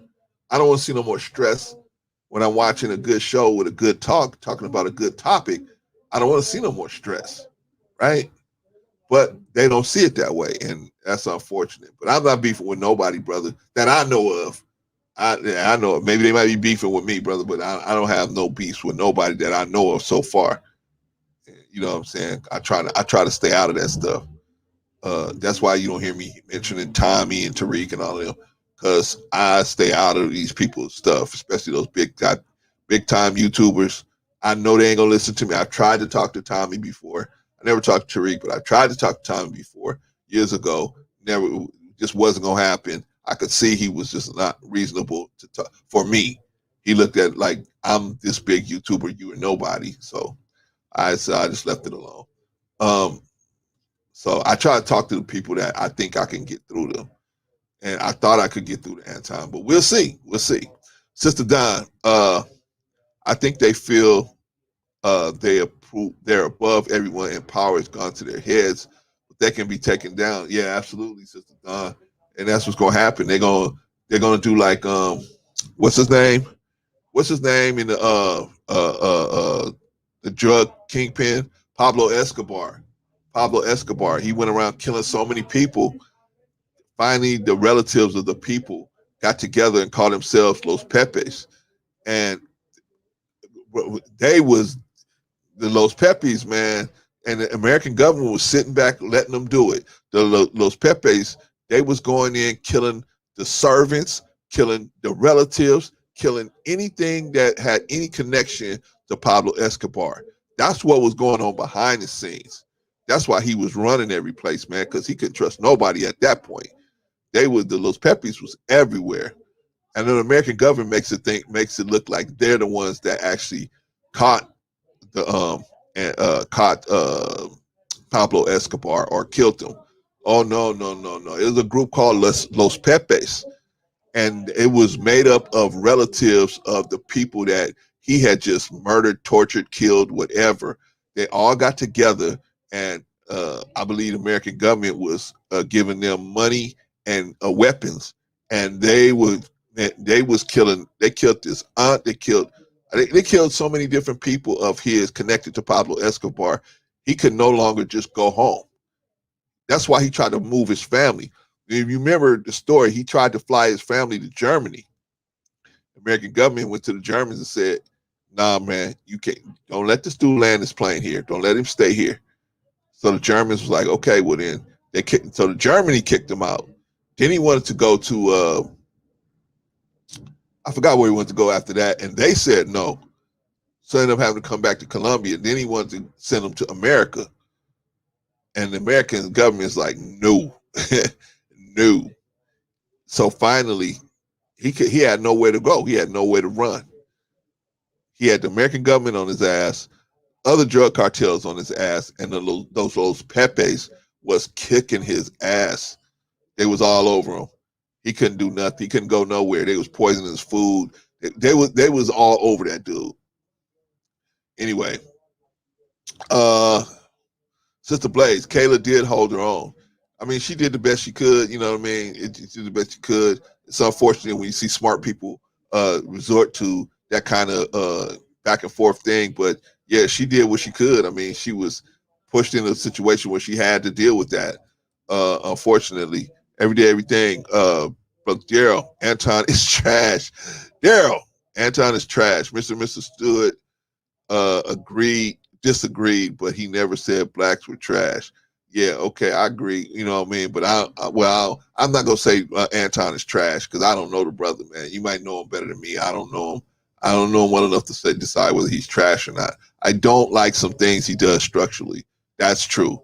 I don't like some things that I don't like the way he typically talks to the guests, that he feels like he's in a better position than them.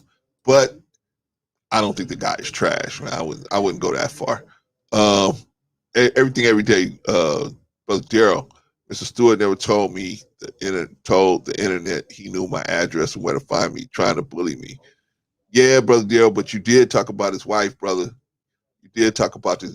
You did talk about his wife. Anton did all that shit. Yeah, I know, Brother D, but like I said, that's why I told you not to talk about his wife, brother. See, when you start talking about people's family, brother, then you can't. The rule book goes out the window. Now the rule book goes out the window when you start talking about people's family, man. That's why I want you to stop it. Please stop it, brother Daryl.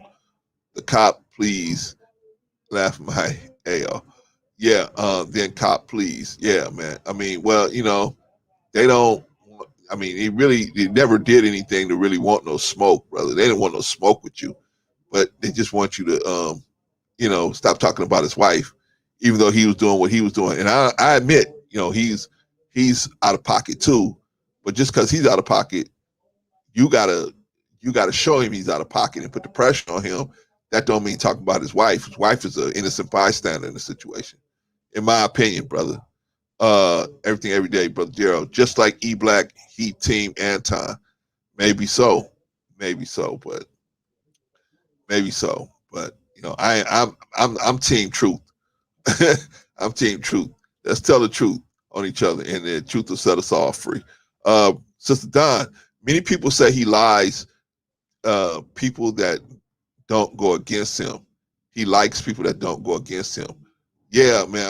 I mean, probably does. I never seen him bring anybody on the show that did go against him. He says I don't. He'll say he being Anton says, I don't censor anyone. But you watch his millionaire morning show, only people that get on that show is people that's, I mean, they'll lick the royal nutsack clean, you know. So I'm like, man, I love you, Anton. Anton, I just want to say, I just got here from whatever country, insert country, and I listened to you, and oh my God, I am doing it, and I'm like, okay, that's one dude. Okay, listen, the next dude, the same thing. I just got here from insert country, and I just can't believe, I don't understand why black people here can't get what they can't do it. I don't understand, you know. And you're like, okay, that was two guys. I don't want to. It looks like a little trend here. What's going on? Then the third guy, hey, I'm from insert country. And, you know, my mother and father, they washed clothes and they did everything to send me to college. And now, you know, I'm a bazillionaire thanks to your strategies, Anton. Thank you. I love you so much. Right? I'm like, where's the dude that said, hey, Anton, I got a problem with this? Yeah, you're a millionaire. That's cool. But I got a problem with this. Where's that dude at?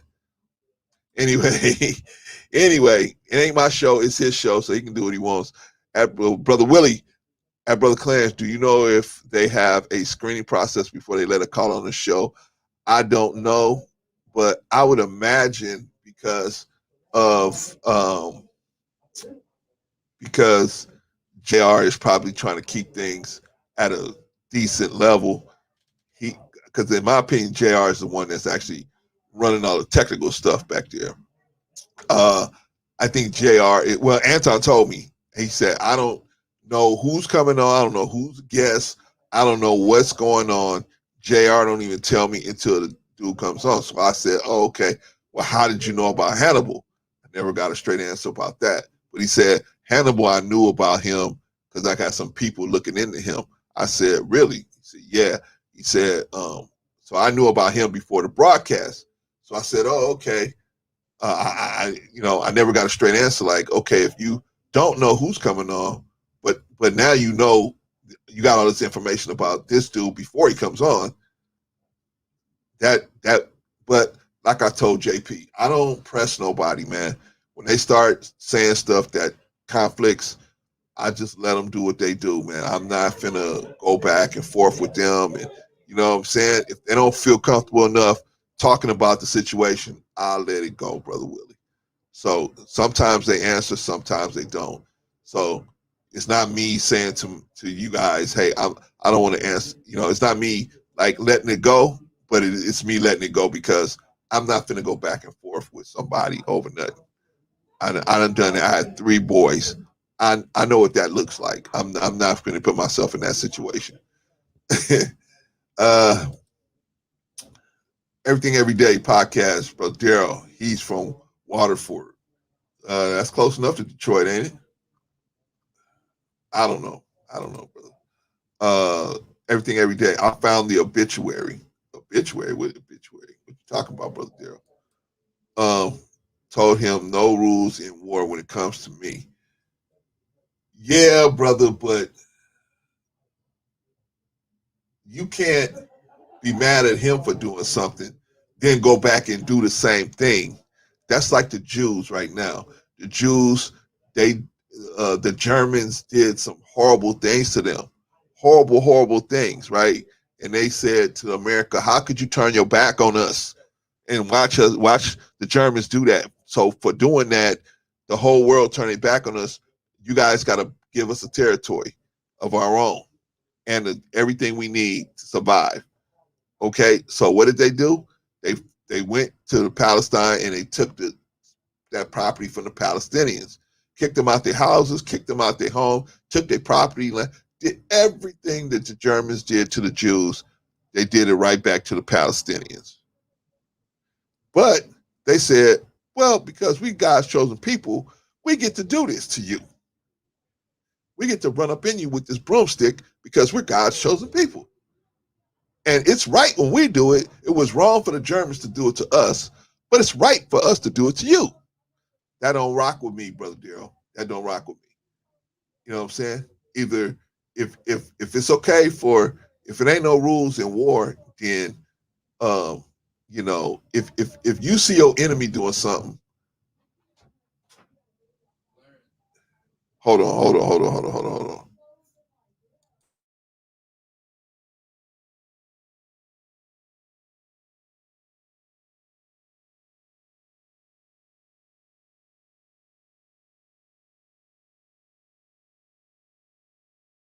All right, y'all. Sorry about that. Anyway, yeah. So, yeah, brother, you got to straighten that one out, man. Because in war, yeah, there is no rules in war, but this ain't no war. This is just you guys just talking, man. This ain't no war. So this doesn't warrant you going at his family, brother. That's just the way I see it. Try Jesus, not me. I hear you, man, but you know what I'm saying? It's you know, this is how things can get some wind behind it, and then next thing you know, it's an ugly situation. I just don't want to see that happen. Daryl, why, Mr. Stewart, Daryl, why are you so ready to risk it all? Chill with all that. Yeah, good. That's good teaching, Mr. Stewart. Good teaching. I try to tell the young buck, you know, but he's a soldier, man. So, you know, he want to use those weapons. Mr. Stewart, you, Petaway boy, just got back. What's up? We still talking about it, Petaway boy. Sister Don, I remember that, bro, Clarence with Escobar. You remember that, huh? You remember that? Remember Los Pepes? They was the ones behind the scenes actually giving Pablo Escobar the main problems, right? They made him have to be on the run, and that's why he couldn't. He wasn't able to do what he was doing before, right? Sister Blaze, Daryl, I saw the obituary. Please don't allow them to dictate your YouTube future. Yeah, man, that's what we're trying to do, brother Daryl. We ain't trying to get you caught up in no drama. Everything every day. Brother Daryl, I'm chilling now, Mr. Stewart. Thank you. Please, brother Daryl. Everything every day. I won't Blaze. I took it down. Okay. Good. We're trying to get somewhere here, brother Daryl.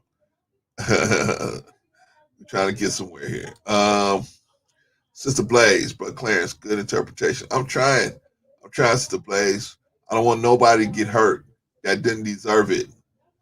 Now, if Anton came up to Daryl's house, if Daryl opened up the front door and Anton's right there, Daryl got a right to lay him out. You know what I mean? But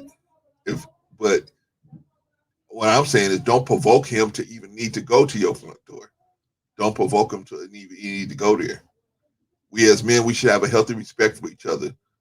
So don't even provoke somebody to be in a situation where they feel like coming to your house is defending their own. That's what we don't want. This ain't no war. I know you want to look at it like a war, but this is not no war. There's guys out there that can tell you what a real war looks like, you know. But you know what a war looks like. You know what a gang war looks like. You know what a drug war looks like. So this ain't no war. This is just people on YouTube talking. But we got to have social norms. If we're going to move among each other, we got to have social norms. Like all the men going to have pants on when they're outside. That's a social norm. If you was walking down the street and you saw a dude with no pants on, you would say, hey, bro, what you doing out here, man? Go put you some pants on. I got my children out here. What's going on? Right? But for us to move together in a unified way and have peace among each other and be among each other, we're going to have some social norms. And another social norm is you can't just go out there and talk about another man's wife. Whether you think she's attractive or not is irrelevant. But you can't just be out there I'm going to be willy-nilly about somebody's wife. Can't do that, man. Can't do that. And I hope you'll see that later, brother Daryl. You know, I don't know, you probably don't see it now, but later on you may see it because you have daughters and you wouldn't want somebody just talking about your daughters like that. I don't think so. What good father is going to want that for their daughters? You don't want Anton saying, hey, your daughter is this and that. You know, you're going to be like, wait a minute, you stepped over the line. Like Pablo Escobar. All the people that Pablo Escobar killed, right? He's talking to a reporter, and the reporter was like, And he's telling the reporter, I can't believe it. I can't believe all these people are trying to kill my family. They trying to get at me. They trying to kill me. And the reporter's like, all the people you killed for nothing? What? How come? How is this over the line? What they doing to you? They just doing what you did to them. And he was like, yeah, but no, it's different. How is it different? How is it different? It's not different. Once you open up that can, it's gonna be it's a big can. Once you open up that can. Anyway, y'all want to hear a little more? Let's hear a little more. Let's hear just a little more. I'm supposed to be the supreme defender, Voltron protector for everything that's moving over there. Right. I'm a participant on the platform. As a man, I'm accountable for my decisions and how I move. Right. Cool. I can accept that. Right. Okay, let me ask y'all a question. If Chicago Rilla says, I'm not, he's taking the Charles Barkley stance. Hey, I ain't no role model. That's for parents. I ain't your kid's role model, right? He's taking the Charles Barkley stance. I'm just here getting my paycheck. So don't expect me to, if something's going wrong, don't expect me to step in, right? Okay. Should Rilla come back on the platform, or should he just walk away from it? Or should he just sit there and not do nothing like he did with this sister Kayla? Sat there and just watched that abuse taking place. What should Rilla do? What should he do? Should he be like, you expect him to be the internet police, and every time Anton step out of line, he step in there and say something to him? I believe that's why B Nix is not on the program, because B Nix would say something. B Nix would say something, and say something. He's the one that used to say a lot about Tawana, in my opinion. But he ended up gone. He ended up leaving, getting out of Dodge. So maybe the fact that he was defending Tawana had something to do with it. I don't know. But y'all think that's Rilla's job? Y'all think Rilla should be held accountable for every instance that a woman? Y'all tell me in the chat. Y'all think that Rilla should be held accountable? Should Rilla just, or should Rilla just get a pass? He should be able to sit there like he did before, right? Let me catch up to these chats. Mr. Stewart 100. JP, just tuning back in. Glad to have you back, JP. Let's see. This is all this. This is all family stuff here. Sister Don, Daryl is young and for sure a hothead, but anger, better love, passion is a good thing, but control it. I'm saying it respectfully. I'm older. That's why allow me too, Sister Don, and have a lot of passion myself. Yeah. Passion is good. That's why we handle Daryl, with tender gloves, because we want the passion there. We just want him to be able to point it so he don't get himself in trouble. Many passionate people sitting in prison right now because they couldn't control their passion. Many passionate people. And so that's the situation. Let's see. Let me go. Yeah. So yeah, that's the thing. You want a passion. You want a person to have passion for whatever they're doing. But what you don't want them to have, the difference between rage and passion is rage is uncontrollable. Passion you can control. You can direct your passion to something and get a productive result out of it. Usually rage is not going to give us a productive result. There's a reason why you got rage in your system. You have rage in your system. God gave it to you to stop oppression. You stop violation. You have the rage so that you can deal with someone that tries to violate you. You can now get yourself in the mentality to where, hey, if your safety is not important to this person, then their safety ain't gonna be important to you. And now you can do whatever you need to do to remove yourself from the violator's violation, right? You have rage for a reason, but that's the circumstance where you're supposed to be using rage. Rage is not supposed to be used to just do whatever you want to do and make something happen just because you want it to happen. No, passion is supposed to do that. Passion, you can build on passion, but rage, no. Rage is strictly for the situation where you're being violated, or somebody, your family, or your family member is being violated, and now you have to have. See, in a normal situation, you wouldn't think to harm anyone, but when you have rage, the violation is so egregious. Now your mentality shifts from not being the kind of person that would hurt anyone, to a person that could hurt someone, and the violator can see that, and maybe just that alone would stop the violator from even proceeding any further, and may even have that person step off. Sister Don, exactly. Or message can be lost of the personal attacks on the family. Yeah, absolutely. So, let's say, you're in a situation, you step into the elevator, especially a female dude, tries to jump on you or something like that. Normally, you carry a pistol, but normally you would never bring it out unless it was on the gun range. But dude jumps on you. Now you can't be concerned about his safety because he ain't concerned about your safety. And that rage is going to pop off in you because he's violated that circumstance. And now you can pull your weapon out and use it, and it's no problem.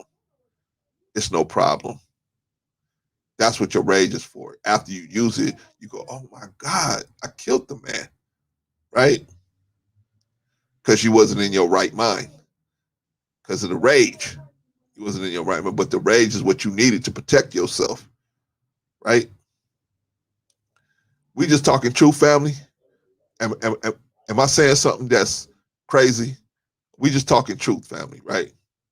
We just talking truth. Anyway, y'all, I'm gonna wrap this up. I wanted Chicago Rilla to come on. I really wanted him to come on and kind of explain himself and kind of look at it and kind of tell us what he thought. I appreciate you, Sister Dawn. I appreciate you. I wanted Rilla to come on and tell us what he thought. What do y'all think? Y'all think Rilla was in his right mind? I don't think so, man. I think Rilla was way off. And if anybody can get in touch with, I know Daryl, you can. So, maybe one day he'll listen and maybe he'll feel like he can come over here. It's a safe place. I disagree with Rilla on a few things, but I don't hate the guy. I like the guy, actually. I hope everything works out for him. But even Anton, I don't not like the guy. Oh, man, peace and blessings. Mind your own magic. Peace and blessings to you. Peace and blessings to you. You knocked my head off when we was on the last time we was on live, beloved, but that's okay. I still love you. Peace and blessings, Papa Clarence. Mind your own magic. Hanifa, Sister Hanifa. Peace and love to you, Sister Hanifa. JP, laugh out loud. Oh, Papa Clarence. I don't take that lightly. I'm gonna try to live up to that moniker, Sister Hanifa. I'm trying to live up to it. So you just getting here, Sister Hanifa. We just talking about what happened with Chicago Rilla last night on the broadcast. You could kind of watch it on the replay. I'm gonna get out of here. Oh man. All of y'all, peace to all of y'all. Sister JP, well earned at Brother Clarence, well earned. I'm trying, Sister JP, I'm trying. I'm trying to just do it, trying to get these young guys to stop looking at each other as the enemy, try to look at each other as just the competition. The difference between the competition and the enemy. The competition is righteous competition. There's nothing wrong with that, right? Nothing wrong with righteous competition between righteous men.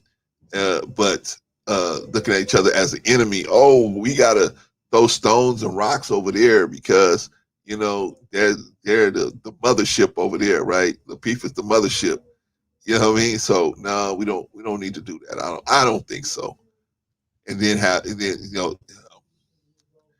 every avalanche starts from the snowball. You know what I'm saying? A little piece of snow falling.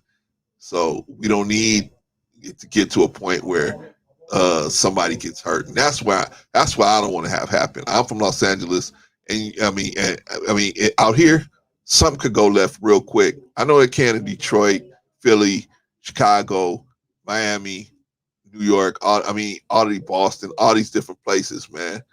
But we gotta get our brotherhood to look at each other with righteous, just righteous competitiveness, other than as opposed to